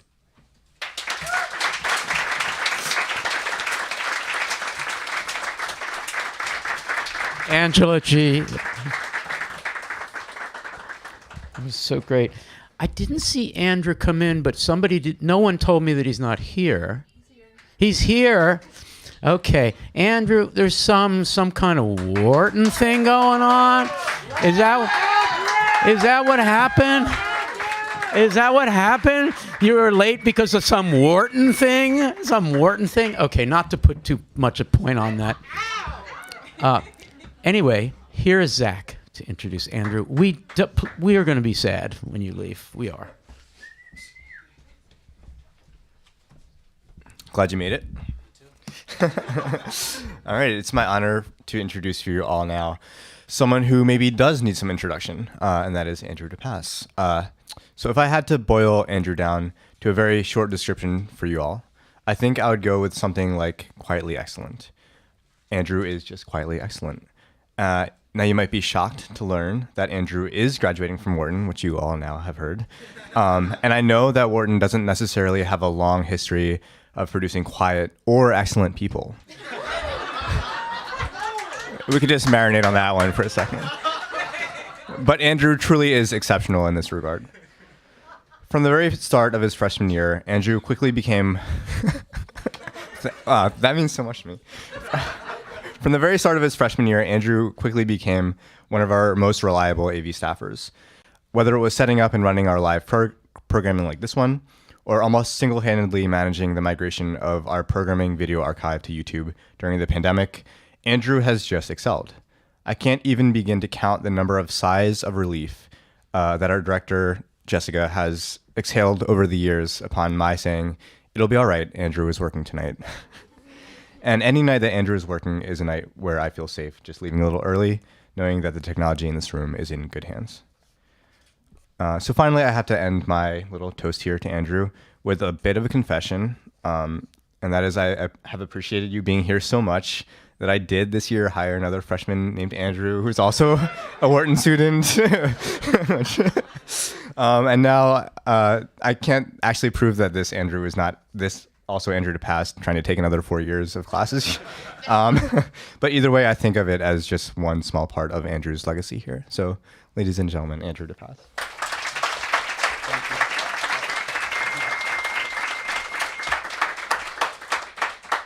Thank you, Andrés. Thank you, Zach, for that very warming introduction. Hi, everyone. I'm Andrew.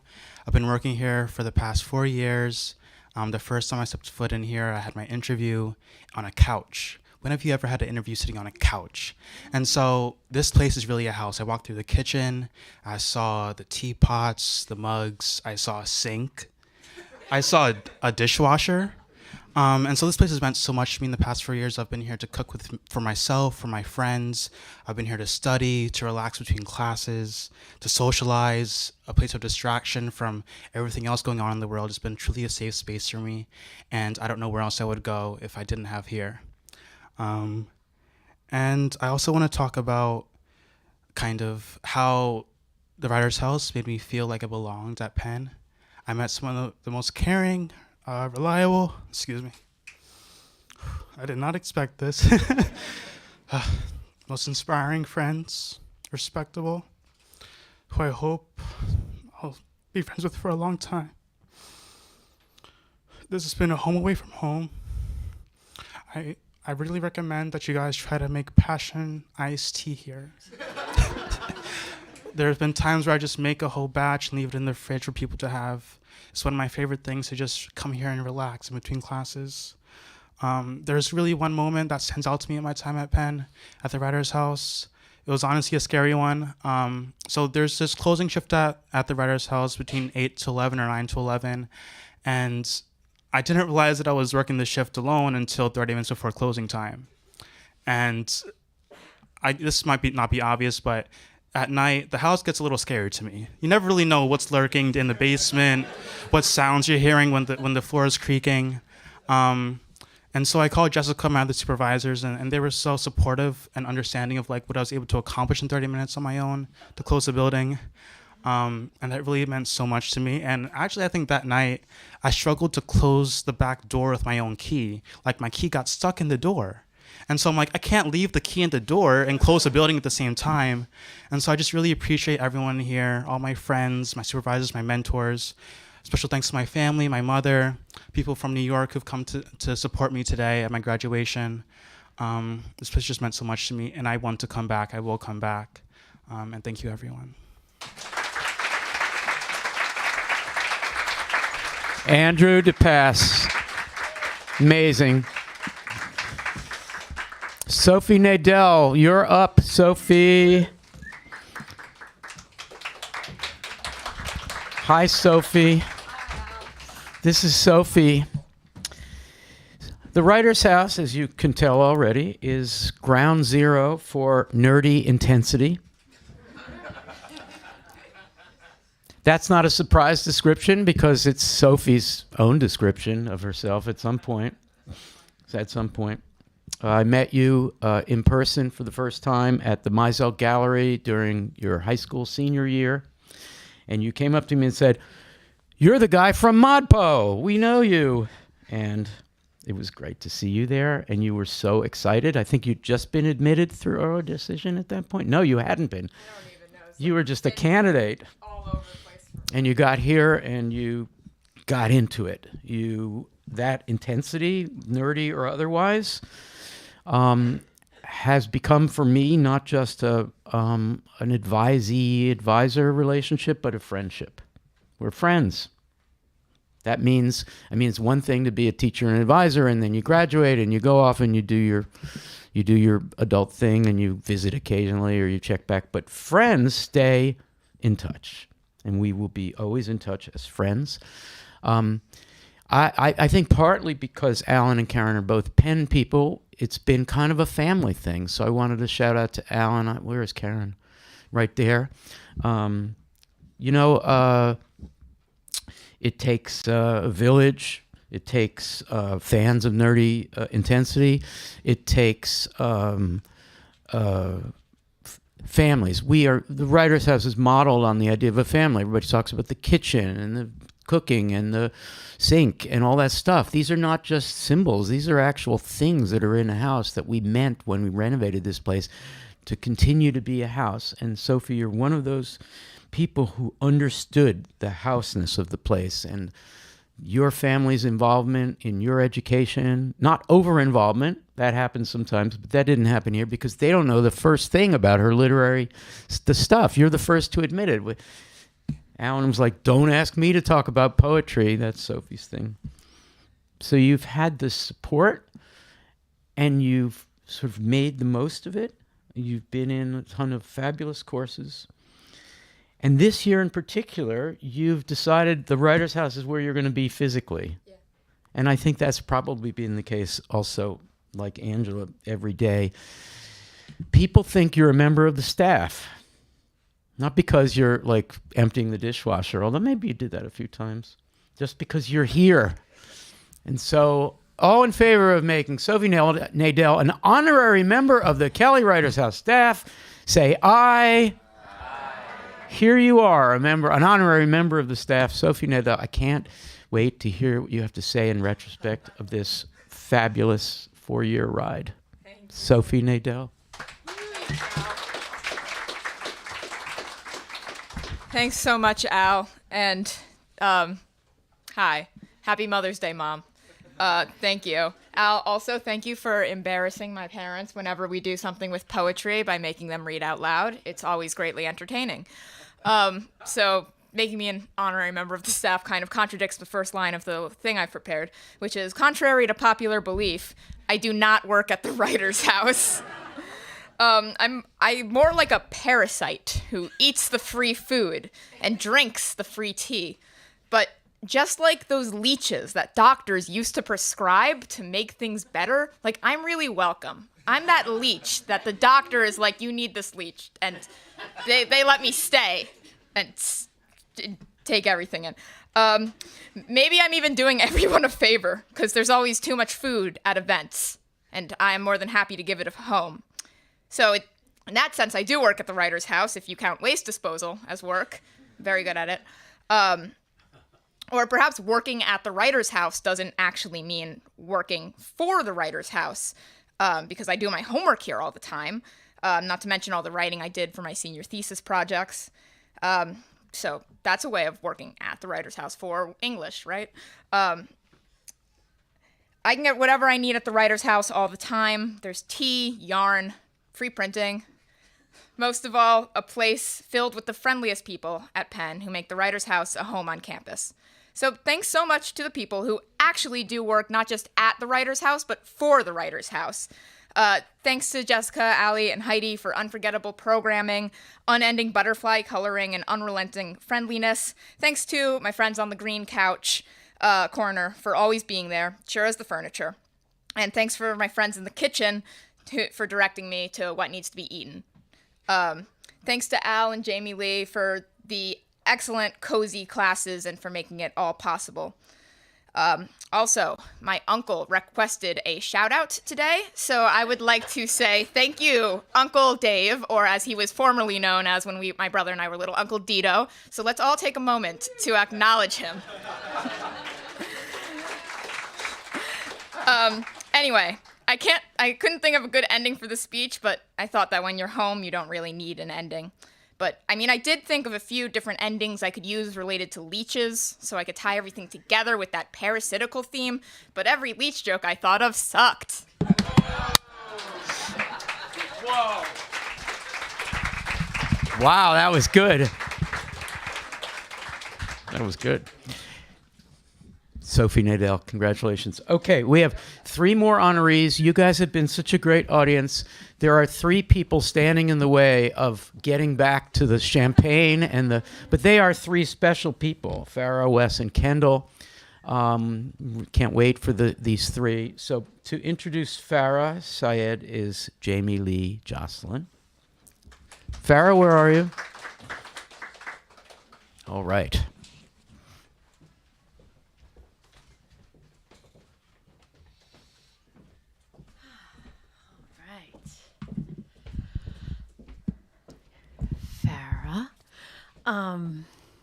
So we had a lovely chat in the garden the other day, the 2 of us, where I gave you your letter that your younger self wrote.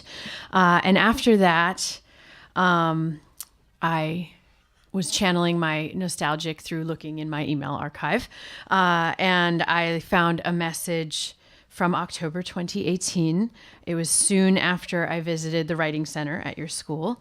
Shout out Scott Parsons of the Writing Center at your school. You talked about the work you had done with the magazine Retrospect in your high school. You had talked about your interest in the visual arts and the intersection of art and writing. And you asked, have there been any endeavors that connected the 2 disciplines? Endeavors, that's like classic high school student writing to the nice lady at college email, you know? And I told you about one that was no longer in production, but a seed was planted.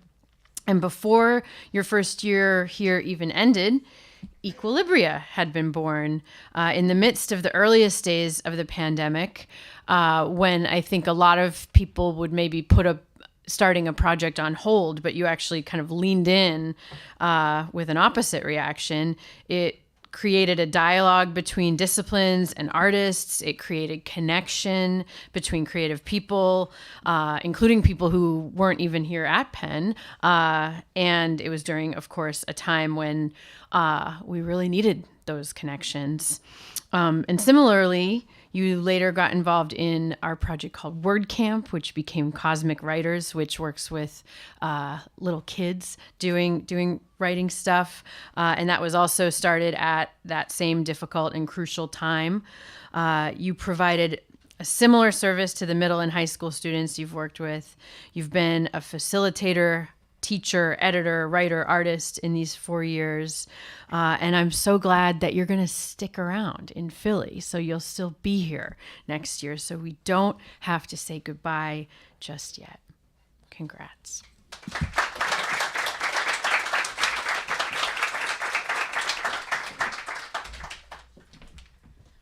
Great. Thank you, Jamie Lee. As she's introduced, my first major involvement with the Writers' House was through the magazine that I founded, Equilibria. As someone who enjoys both creative writing and visual art, I wanted to start a publication that explored the interrelationship between those forms in a collaborative way. Unexpectedly, it was very easy to get this idea off the ground. I sent an email to Jessica Lowenthal. I proposed this idea to her, and it came into existence almost magically. With the Writers' House, there aren't many barriers between an idea and turning it into a real project. If there's something you'd really like to do, chances are that you can do it, which is something I'm very grateful for. Earlier this semester, I proposed that another club I'm involved in, Penn Art and Wellness, collaborate with the Writers' House on a mindful painting event, which actually served the basis for the Brodsky Gallery on the first floor during the first half of this semester. During the event itself, we had a number of collaborative canvases, and any member of the community was welcome to contribute something. And instead of having a set vision of what to create, we encouraged people to let the brush guide them in whichever direction their mind took them in the moment. The result was several multi-layered canvases with contributions from many individuals. The event itself was very fun, and we attracted so many people who would normally shy away from creating art. But it was also gratifying to have work on these walls produced by so many members of the Writers' House community. It was truly a group effort. I'd like to thank everyone here at the Writers' House for working together to support projects and events like these that unite people and let them pursue things that they may not otherwise get to pursue. The opportunities here are truly unique, and I'm really excited for what's to come next. Thank you.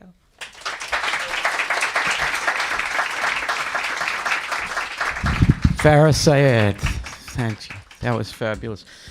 Okay, well, Wes Matthews, come up. You must not leave. You may not leave. You may not graduate. We do not want to lose you.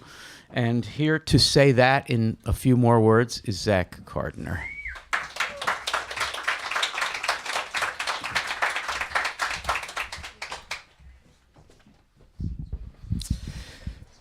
Hey, how's it going? Wes Matthews, he came to us as a bit of a celebrity already. You see, Wes was the 2018-2019 Youth Poet Laureate of Philadelphia, which that wasn't supposed to be a clap line, but which, it's kind of a big deal around here. We care about poetry, so I wasn't really sure what to expect when we hired him as a freshman to work on Penn Sound. And when I first met Wes, actually, I was kind of surprised to find that you were actually a pretty quiet guy, because you think poet laureate and I don't know, celebrity. Well, what I didn't know is that Wes actually embodied that old Teddy Roosevelt cliche, speak softly and carry a big stick. Well, for Wes, the stick is his poetry, and it's really in performance that he comes alive. His poetry is bold, loud, sharp, uplifting. He spent a lot of his life in Detroit, and I think in his daily life, he does carry himself with a certain Midwestern sensibility, if I can say that, yeah. But when he gets up on stage, I think his Philly really comes out. And I have to say, I actually really admire that approach. Wes is really good at letting his talent speak for itself. And once I realized how amazing a performer Wes is, I was sort of like, wow, maybe this job is a little too quiet for him. Maybe it's a little too boring. After all the kind of audio editing that we do for Penn Sound, It's a lot of sitting quietly and just listening. Maybe some marking up, some cutting, but really just a lot of listening. But that's the other great thing about Wes, that he's really good at absorbing, and he knows how to absorb and how to honor the past, whether it's his past or our past. From Motown to Mackie, he's always synthesizing and then producing and creating. I think in that way, your work for Penn Sound is actually perfect for you and for us. So finally, I just want to ask you all to congratulate Wes on what will be the next chapter of his life, one that he's going to be spending at a slightly less cool city compared to Detroit and Philadelphia. He'll be heading north to Boston for a master's in theological studies at the Harvard Divinity School. So congrats. So without further ado, I will let the man who lets his talent speak for itself speak for himself, Wes Matthews.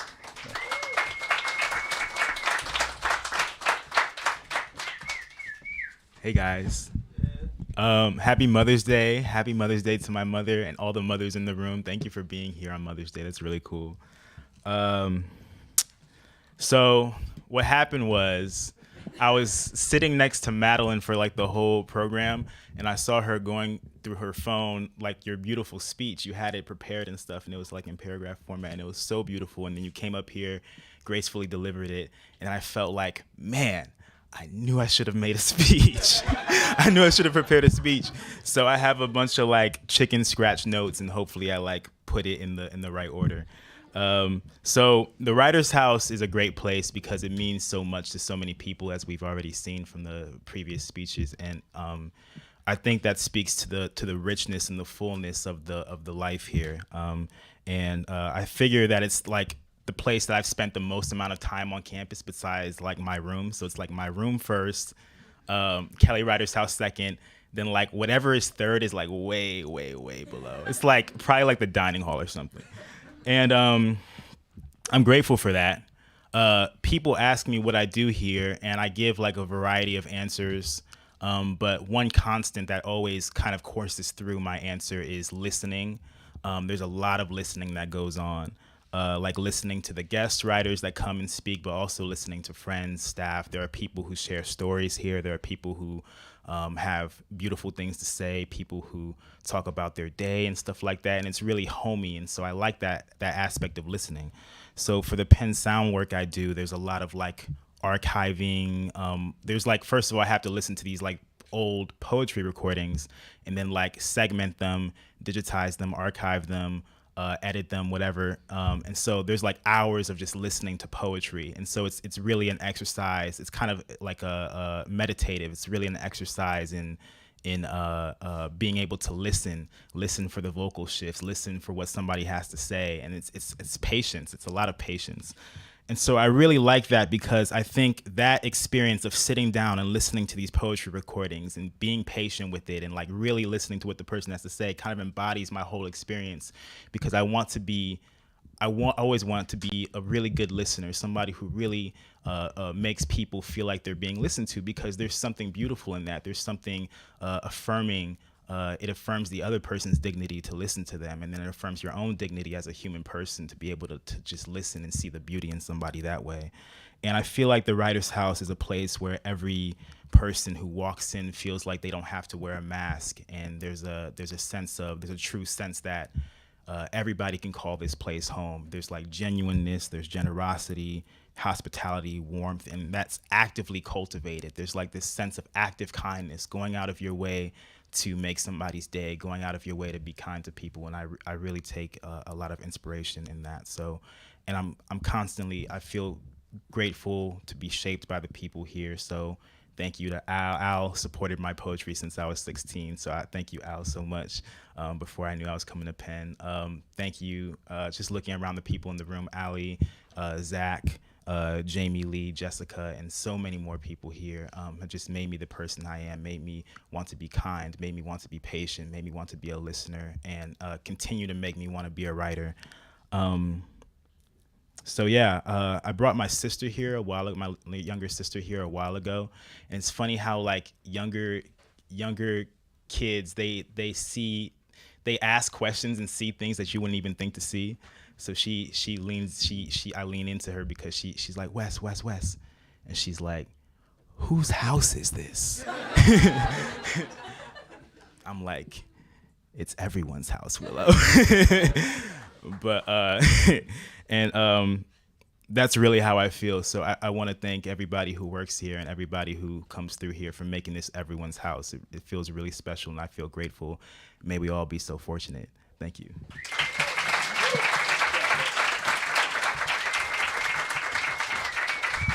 Wes Matthews. I want to call up Kendall Owens for our final honoree.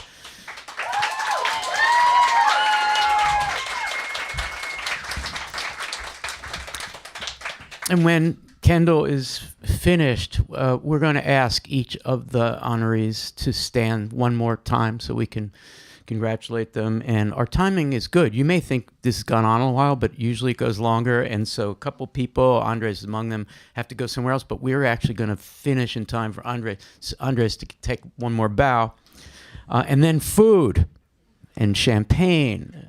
And you get to sort of experience the foodiness of the place.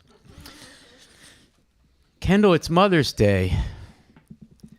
Now, they didn't come as far away from as from Kenya, but they came from Alabama, right? So, where are Kendall's people? Where are Kendall's people?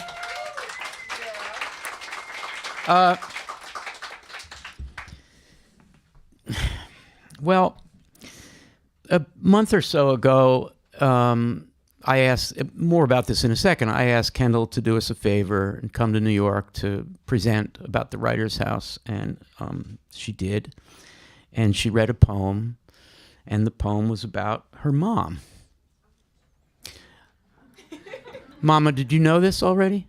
Okay, so you're hearing this for the first time. Okay, and it was such a beautiful poem, but it wasn't even Mother's Day. It was beautiful even not on Mother's Day. Anyway. I'm not surprising Kendall with this because I asked her yesterday if it was okay, but I'm going to ask Kendall to conclude her remarks with a reading of this poem, which is both about Mama and also about all of us. So, yeah, we need a tissue box. We got one here, but Kendall's going to need it. We really don't want you to leave. You are so important to this place. Everybody knows that. You really embody the spirit of the place. And in the last year or so, I have taken to, partly because you're always there at the Green Couch, you and Dylan and others, I've taken to looking for you, in one case spontaneously. I went out and said, Kendall, can you come and stand in front of a whole bunch of people and talk about what the Writers' House means to you? And you say yes. By the way, saying yes in a situation like that, there should be more of us saying yes. You know, saying yes is okay, I'll do it. Anyway, you did it a number of times. And it was so good always and so moving and so right on that I kept asking you. And that's you. I mean, that's you. And what you've said about the Writers' House moved me so every time I've heard it. And you get it. Kendall Owens is one of the people, and there are many in this room, but she's the one being honored right now, who gets it in a way it requires a lot of words to explain. I mean, Wes's sister sort of helped us nail it. She's like, who does own this house? I suppose Penn technically does, but I don't know. I mean, you can make a free zone out of anything if you really work. If you really work hard enough at it. Kendall, you've made it a free zone. You're totally amazing. When you came to the Van Doren Gallery and read this poem, I was positively devastated by your capacity as a writer, but also your capacity for love. And it is an extraordinary thing. And it's just going to be hard to fill that love space when you leave. But we will, because you've left something here for us. Kendall, I want to give you the mic. For those of you who don't know Kendall, you're about to encounter someone who is deep and real. Kendall Owens.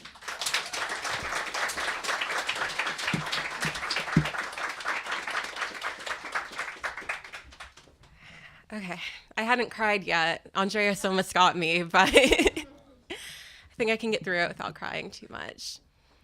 So for those of you who don't know me, you just need to know 2 things about me. One, I'm a peer advisor, and I love that role. I love it so much. I love being a mentor for younger students. And the second thing is I hate saying goodbye. I'm really, really awful at it. So instead of a goodbye speech, I wrote a hello speech, and it's a hello for all of the future freshmen coming into Writers House. So hello, new freshmen, and welcome to KWH, or KWA, as our friend calls it. There's a lot to learn here, but there are so many people here to help you along the way. The green couch is the best place to sit, and it's a great place to get to know people. I became friends with someone so special to me there. He is my platonic soulmate.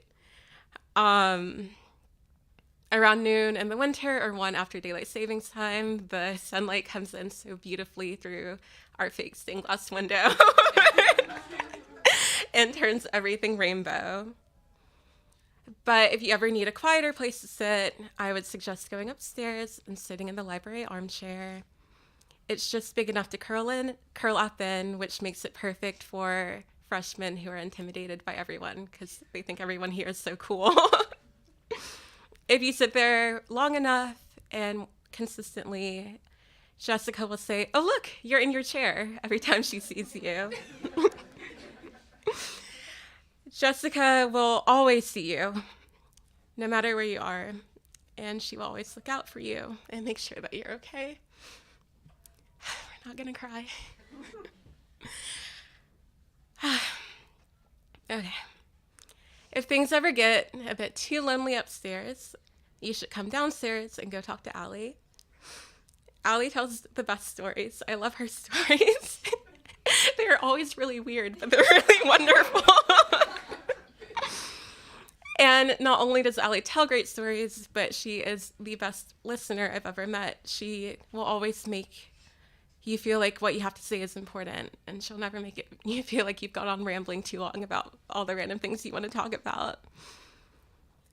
Alli likes giving people specialized jobs here, but the best job in Writers House is being an editorial assistant. I'm just saying.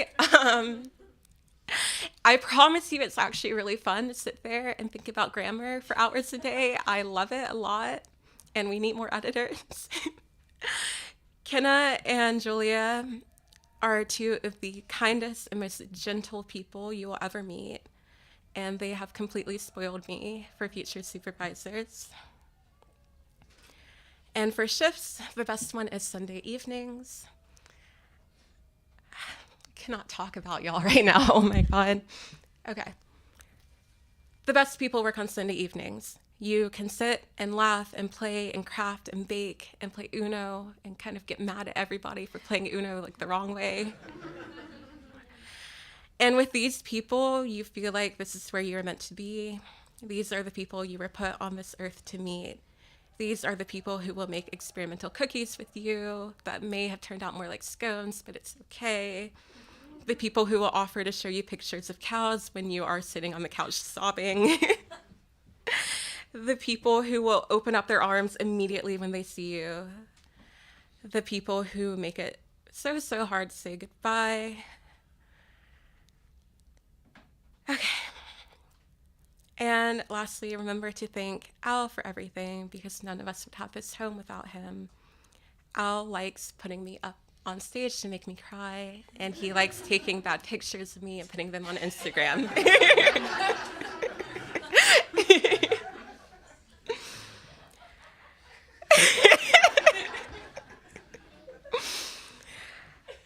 Okay. To all the future freshmen, know that no matter what, everything will be okay. Know that you'll always have a home to come back to, a place where you matter just by stepping inside. And like I said, everyone here is looking out for you, including me, your adopted peer advisor, Kendall.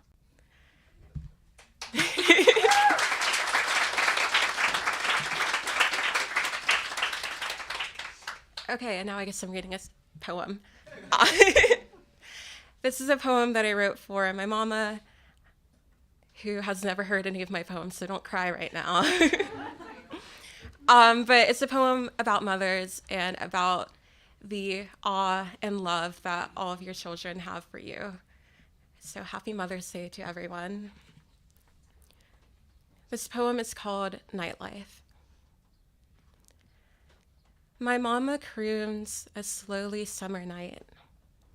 The air is clinging all up on her thighs whole time she's sitting out inside the dark, her hair done up in curls and wearing one of daddy's shirts. A silent storm has formed to breathe her voice. He blushes purple heat and tries to keep his thunder rumble soft. That hungry yellow moon is acting shy. He sneaks a peek from back behind the pines and shields himself with white from cotton clouds, his hollow eyes on Mama as she sings. And ain't nobody really knows just why she's singing now. She might be scaring off the dogs who've come to eat tomorrow's green. She maybe wants to join in on the loud of crickets and cicadas making love in pools of blue the afternoon forgot to take away. Or does she want a taste of water vapor in the air so thick the earth can't hardly breathe? I like to think she getting kind of flirty with the moon. But really, Mama singing just to sing.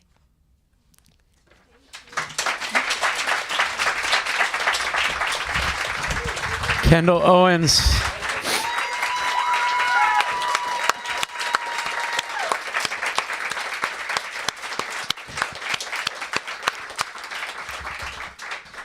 The staff have been around a long time. Like, I'm looking at Alli. We've been through this every year, and I don't know how we do it. There's so much love in the room, and we're so sad that you're leaving and so happy that you've made it through.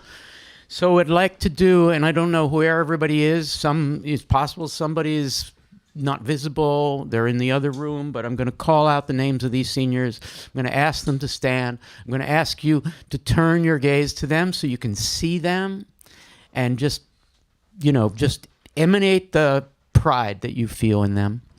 And so here they are. Madeleine's song is over here. Sears, right over here. Rob Soslow, right there. Habib Salim. Emma Bloom, right there. Emma Bloom. Savannah Sparks. Peyton Toups. Berardi. Mahailya Hinsey, right here. Andrés Gonzalez Bonillas. Gabriela Portillo Alvarado. Favor Idika. Henry McDevitt. Angela G. Andrew Depass.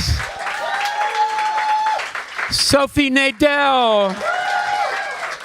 Farah Syed. Wes Matthews. Kendall Owens. Here they are, everybody. We love you. We love them. Congratulations to all. Please stay and stay and stay and eat the food and drink the champagne. Thank you for coming. Thank you for listening.